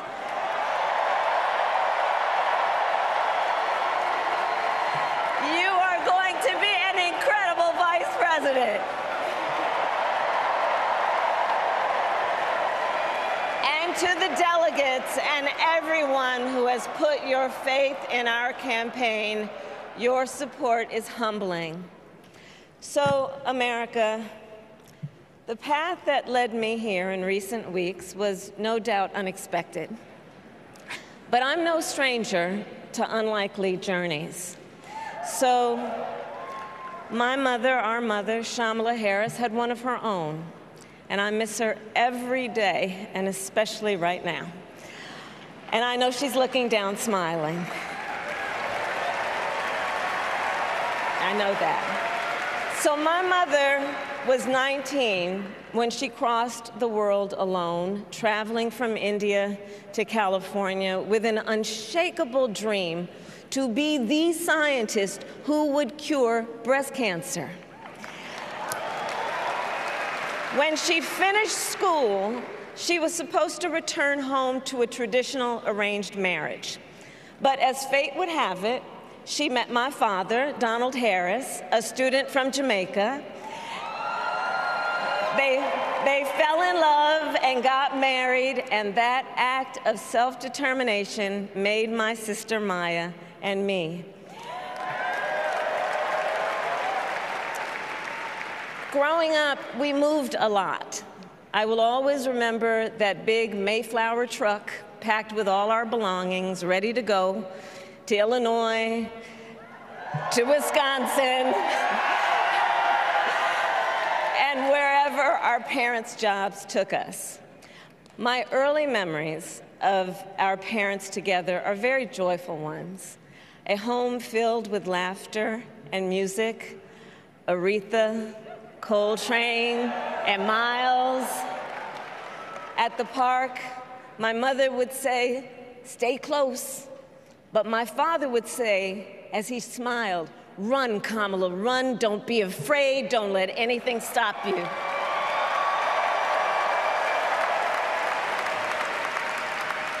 From my earliest years, he taught me to be fearless.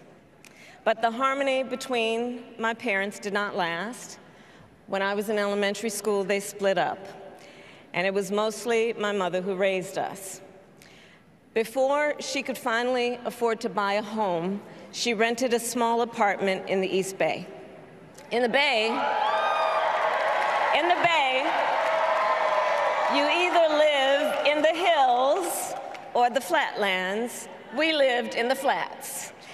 A beautiful working-class neighborhood of firefighters, nurses, and construction workers, all who tended their lawns with pride. My mother, she worked long hours, and like many working parents, she leaned on a trusted circle to help raise us. Mrs. Shelton, who ran the daycare below us and became a second mother. Uncle Sherman, Aunt Mary, Uncle Freddie, Auntie Chris. None of them family by blood, and all of them family by love.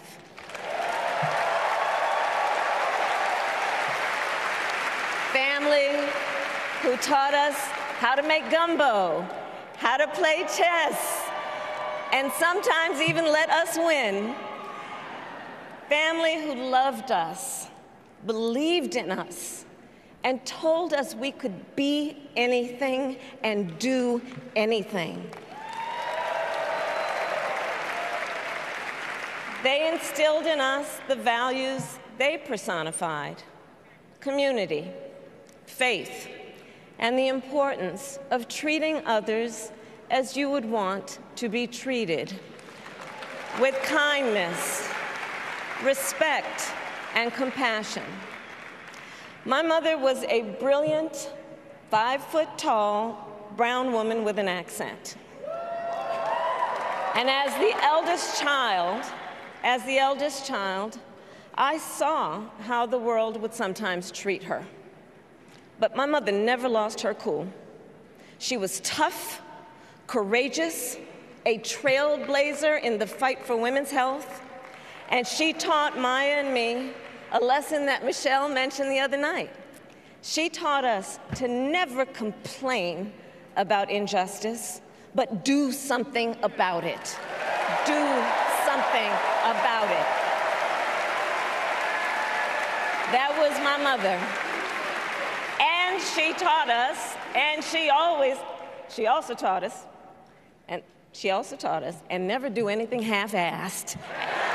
And that is a direct quote. A direct quote. I grew up immersed in the ideals of the civil rights movement.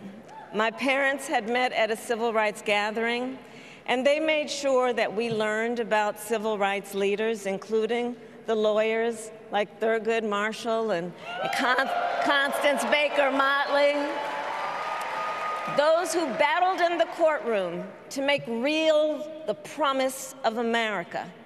So at a young age, I decided I wanted to do that work. I wanted to be a lawyer.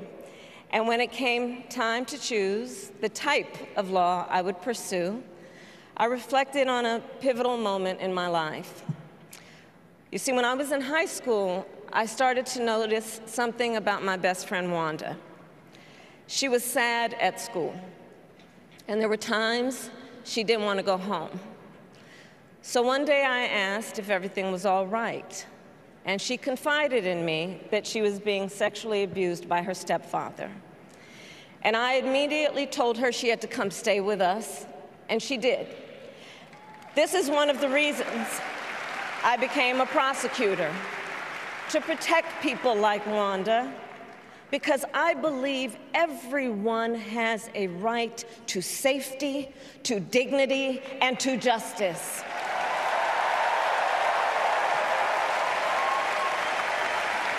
As a prosecutor, when I had a case, I charged it not in the name of the victim, but in the name of the people. For a simple reason. In our system of justice, a harm against any one of us is a harm against all of us.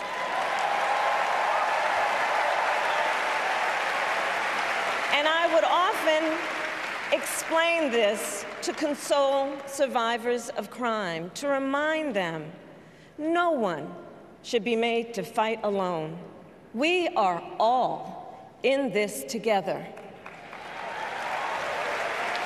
And every day in the courtroom, I stood proudly before a judge and I said 5 words: Kamala Harris for the people.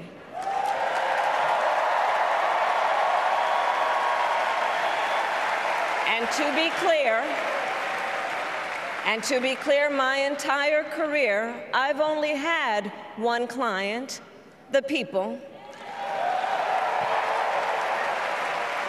And so, on behalf of the people, on behalf of every American, regardless of party, race, gender, or the language your grandmother speaks, on behalf of my mother and everyone who has ever set out on their own unlikely journey, on behalf of Americans like the people I grew up with, people who work hard, chase their dreams, and look out for one another, on behalf of everyone whose story could only be written in the greatest nation on earth, I accept your nomination to be President of the United States of America.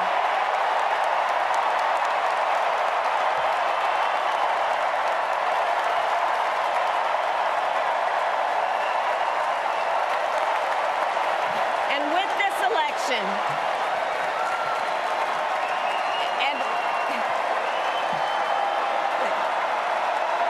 And with this election, our nation with this election has a precious, fleeting opportunity to move past the bitterness, cynicism, and divisive battles of the past, a chance to chart a new way forward. Not as members of any one party or faction, but as Americans. And let me say, I know there are people of various political views watching tonight, and I want you to know, I promise to be a president for all Americans. You can always trust me to put country above party and self, to hold sacred America's fundamental principles, from the rule of law to free and fair elections to the peaceful transfer of power.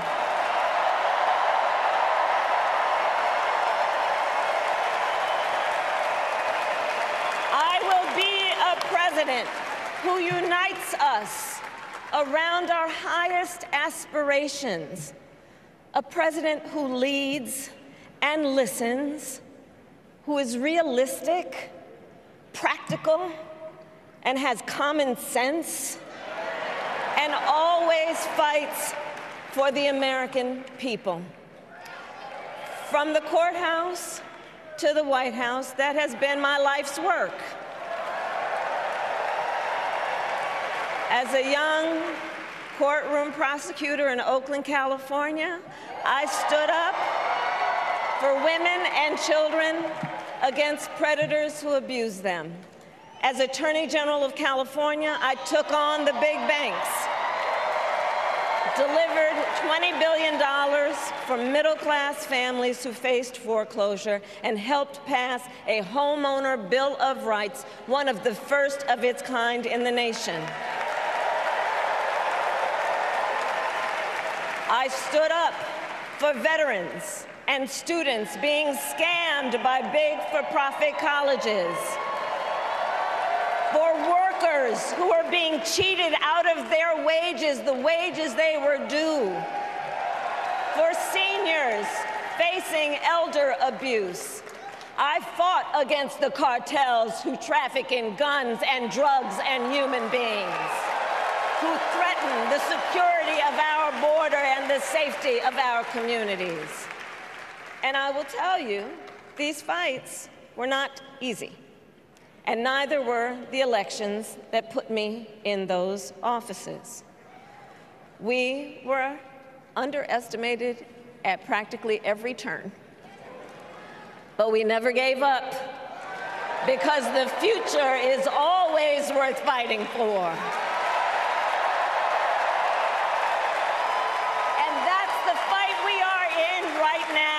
A fight for America's future.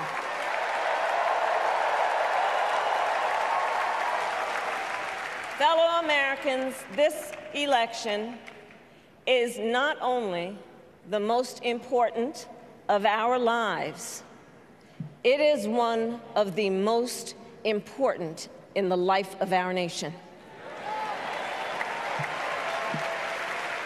In many ways, Donald Trump is an unserious man. But the consequences of putting Donald Trump back in the White House are extremely serious. Consider not only the chaos and calamity when he was in office, but also the gravity of what has happened since he lost the last election. Donald Trump tried to throw away your votes. When he failed, he sent an armed mob to the United States Capitol, where they assaulted law enforcement officers.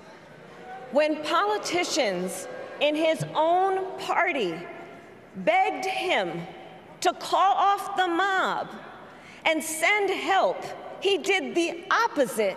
He fanned the flames. And now, for an entirely different set of crimes, he was found guilty of fraud by a jury of everyday Americans and separately found liable for committing sexual abuse. And consider what he intends to do if we give him power again. Consider his explicit intent to set free violent extremists who assaulted those law enforcement officers at the Capitol. His explicit intent to jail journalists, political opponents, and anyone he sees as the enemy. His explicit intent to deploy our active duty military against our own citizens. Consider the power he will have, especially after the United States Supreme Court just ruled that he would be immune from criminal prosecution. Just imagine Donald Trump with no guardrails,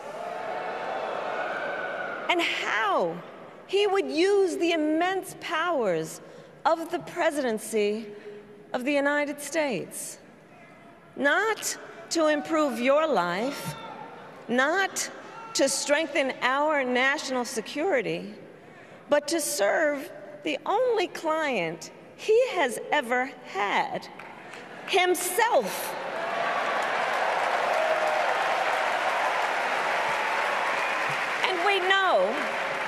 And we know what a second Trump term would look like. It's all laid out in Project 2025, written by his closest advisors, and its sum total is to pull our country back to the past. But America, we are not going back. We are not going back. We are not going back.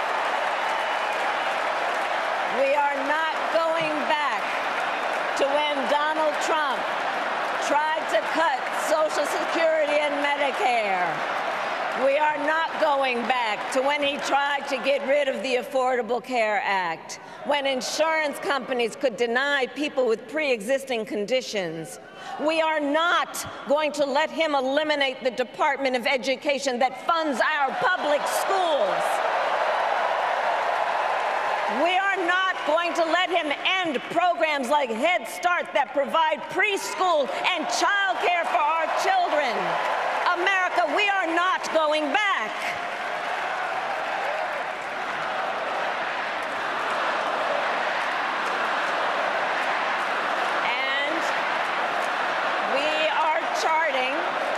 And we are charting a new way forward. To a future with a strong and growing middle class, because we know a strong middle class has always been critical to America's success. And building that middle class will be a defining goal of my presidency.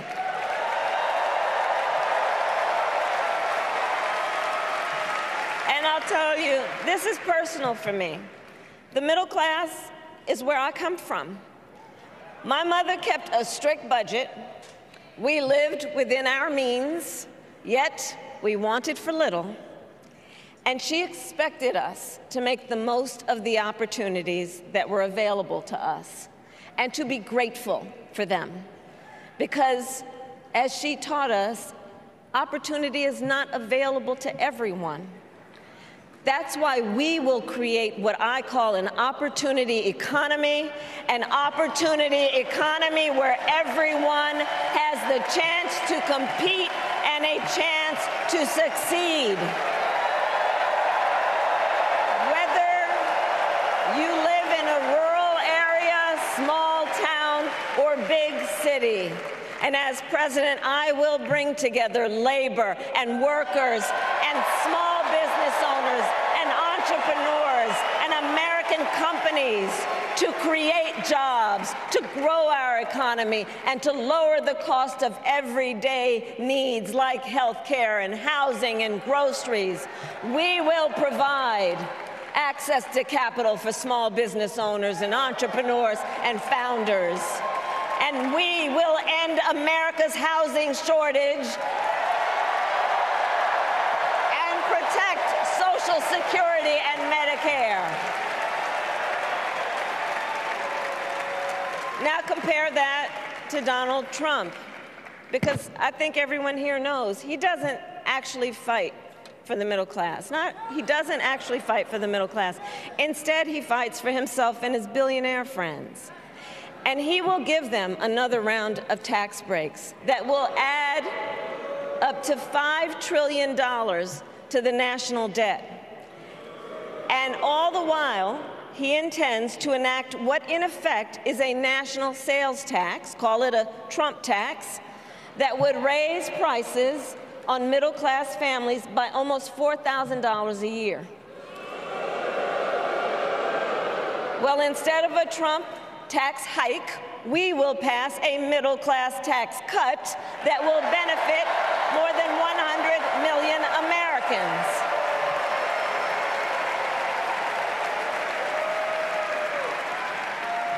Friends, I believe America cannot truly be prosperous unless Americans are fully able to make their own decisions about their own lives, especially on matters of heart and home. But tonight, in America, too many women are not able to make those decisions. And let's be clear about how we got here. Donald Trump handpicked members of the United States Supreme Court to take away reproductive freedom. And now he brags about it. In his words, quote, "I did it and I'm proud to have done it," end quote. Well, I'll tell you, over the past 2 years, I've traveled across our country, and women have told me their stories. Husbands and fathers have shared theirs. Stories of women miscarrying in a parking lot, developing sepsis, losing the ability to ever again have children, all because doctors are afraid they may go to jail for caring for their patients. Couples just trying to grow their family, cut off in the middle of IVF treatments. Children who have survived sexual assault, potentially being forced to carry a pregnancy to term. This is what's happening in our country because of Donald Trump. And understand, he is not done. As a part of his agenda, he and his allies would limit access to birth control, ban medication abortion, and enact a nationwide abortion ban with or without Congress. And get this, he plans to create a national anti-abortion coordinator and force states to report on women's miscarriages and abortions. Simply put, they are out of their minds.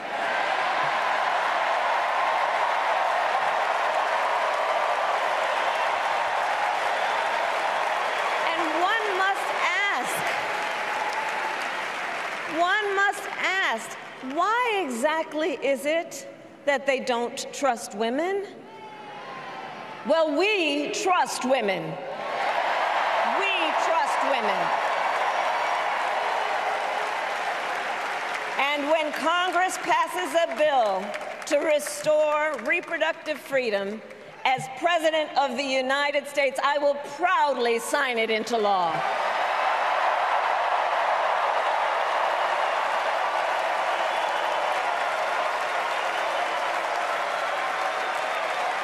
In this election, many other fundamental freedoms are at stake. The freedom to live safe from gun violence in our schools, communities, and places of worship. The freedom to love who you love openly and with pride. The freedom to breathe clean air and drink clean water and live free from the pollution that fuels the climate crisis. And the freedom that unlocks all the others, the freedom to vote. With this election, we finally have the opportunity to pass the John Lewis Voting Rights Act and the Freedom to Vote Act.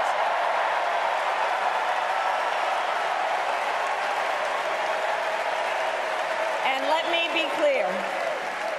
me be clear, after decades in law enforcement, I know the importance of safety and security, especially at our border.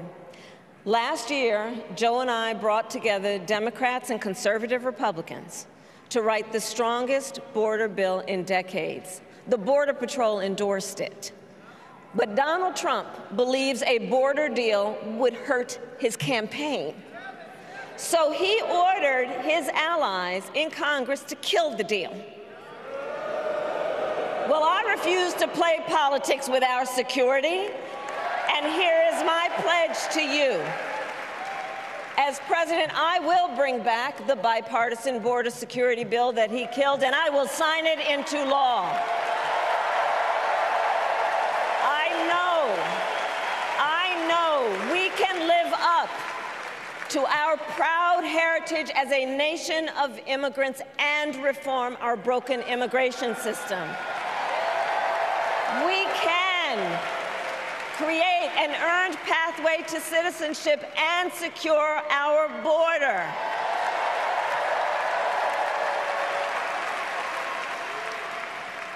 And America, we must also be steadfast in advancing our security and values abroad.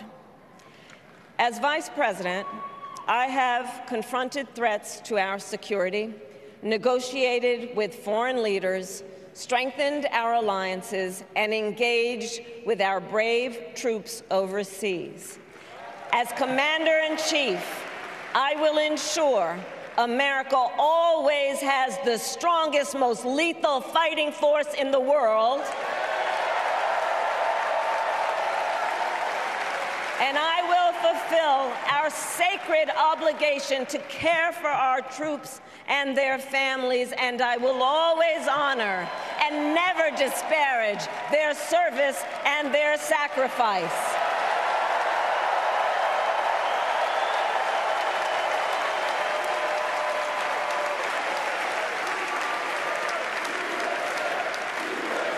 I will make sure that we lead the world into the future on space and artificial intelligence, that America, not China, wins the competition for the 21st century, and that we strengthen, not abdicate, our global leadership. Trump, on the other hand, threatened to abandon NATO. He encouraged Putin to invade our allies, said Russia could, quote, do whatever the hell they want. 5 days before Russia attacked Ukraine, I met with President Zelensky to warn him about Russia's plan to invade. I helped mobilize a global response, over 50 countries, to defend against Putin's aggression. President, I will stand strong with Ukraine and our NATO allies.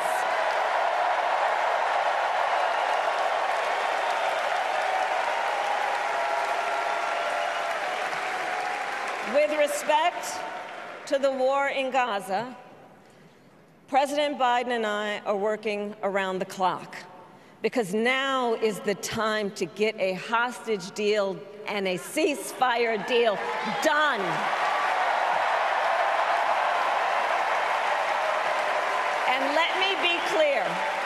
And let me be clear, I will always stand up for Israel's right to defend itself, and I will always sure Israel has the ability to defend itself, because the people of Israel must never again face the horror that a terrorist organization called Hamas caused on October 7,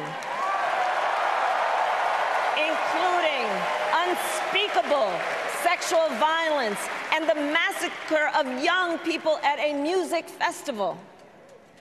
At the same time, what has happened in Gaza over the past 10 months is devastating. So many innocent lives lost. Desperate, hungry people fleeing for safety over and over again. The scale of suffering is heartbreaking. President Biden and I are working to end this war such that Israel is secure, the hostages are released, the suffering in Gaza ends, and the Palestinian people can realize their right to dignity, security, freedom, and self-determination.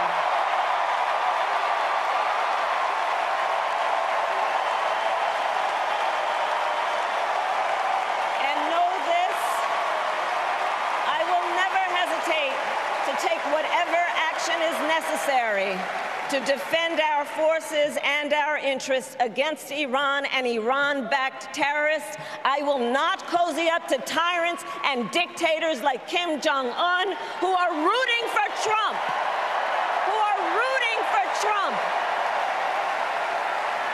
Because, you know, they know he is easy to manipulate with flattery and favors. They know Trump won't hold autocrats accountable because he wants to be an autocrat himself. And as president, I will never waver in defense of America's security and ideals, because in the enduring struggle between democracy and tyranny, I know where I stand and I know where the United States belongs.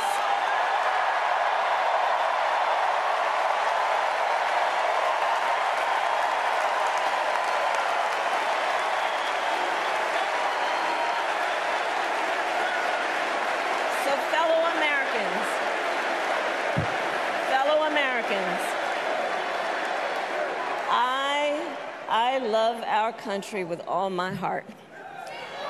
Everywhere I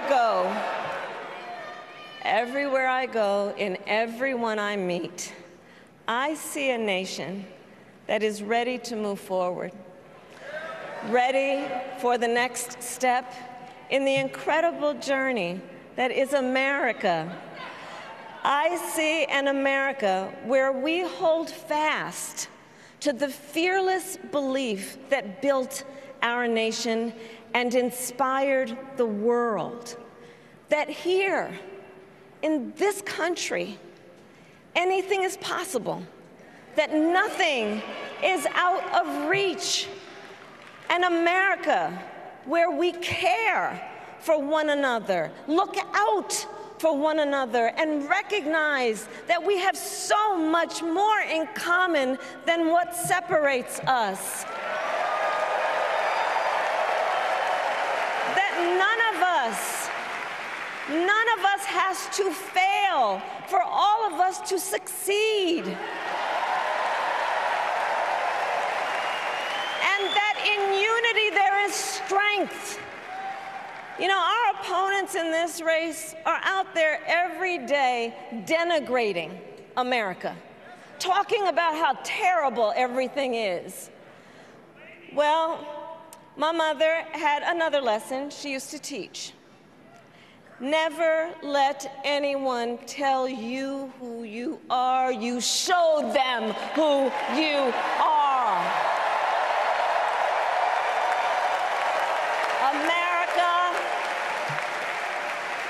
Let us show each other and the world who we are and what we stand for: freedom, opportunity, compassion, dignity, fairness, and endless possibilities.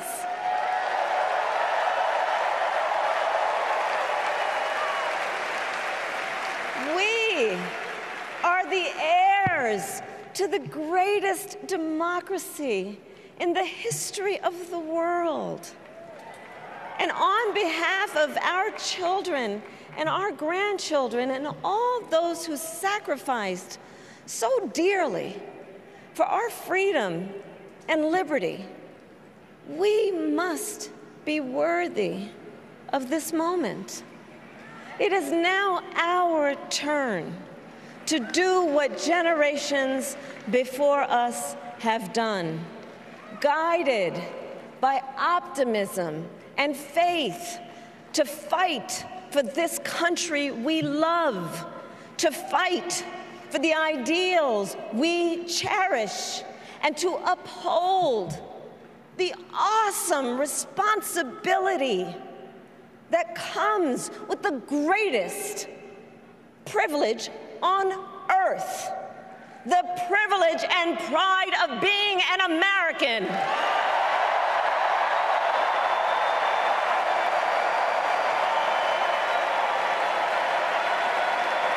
So let's get out there, let's fight for it, let's get out there, let's vote for it, and together let us write the next great chapter in the most extraordinary story ever told.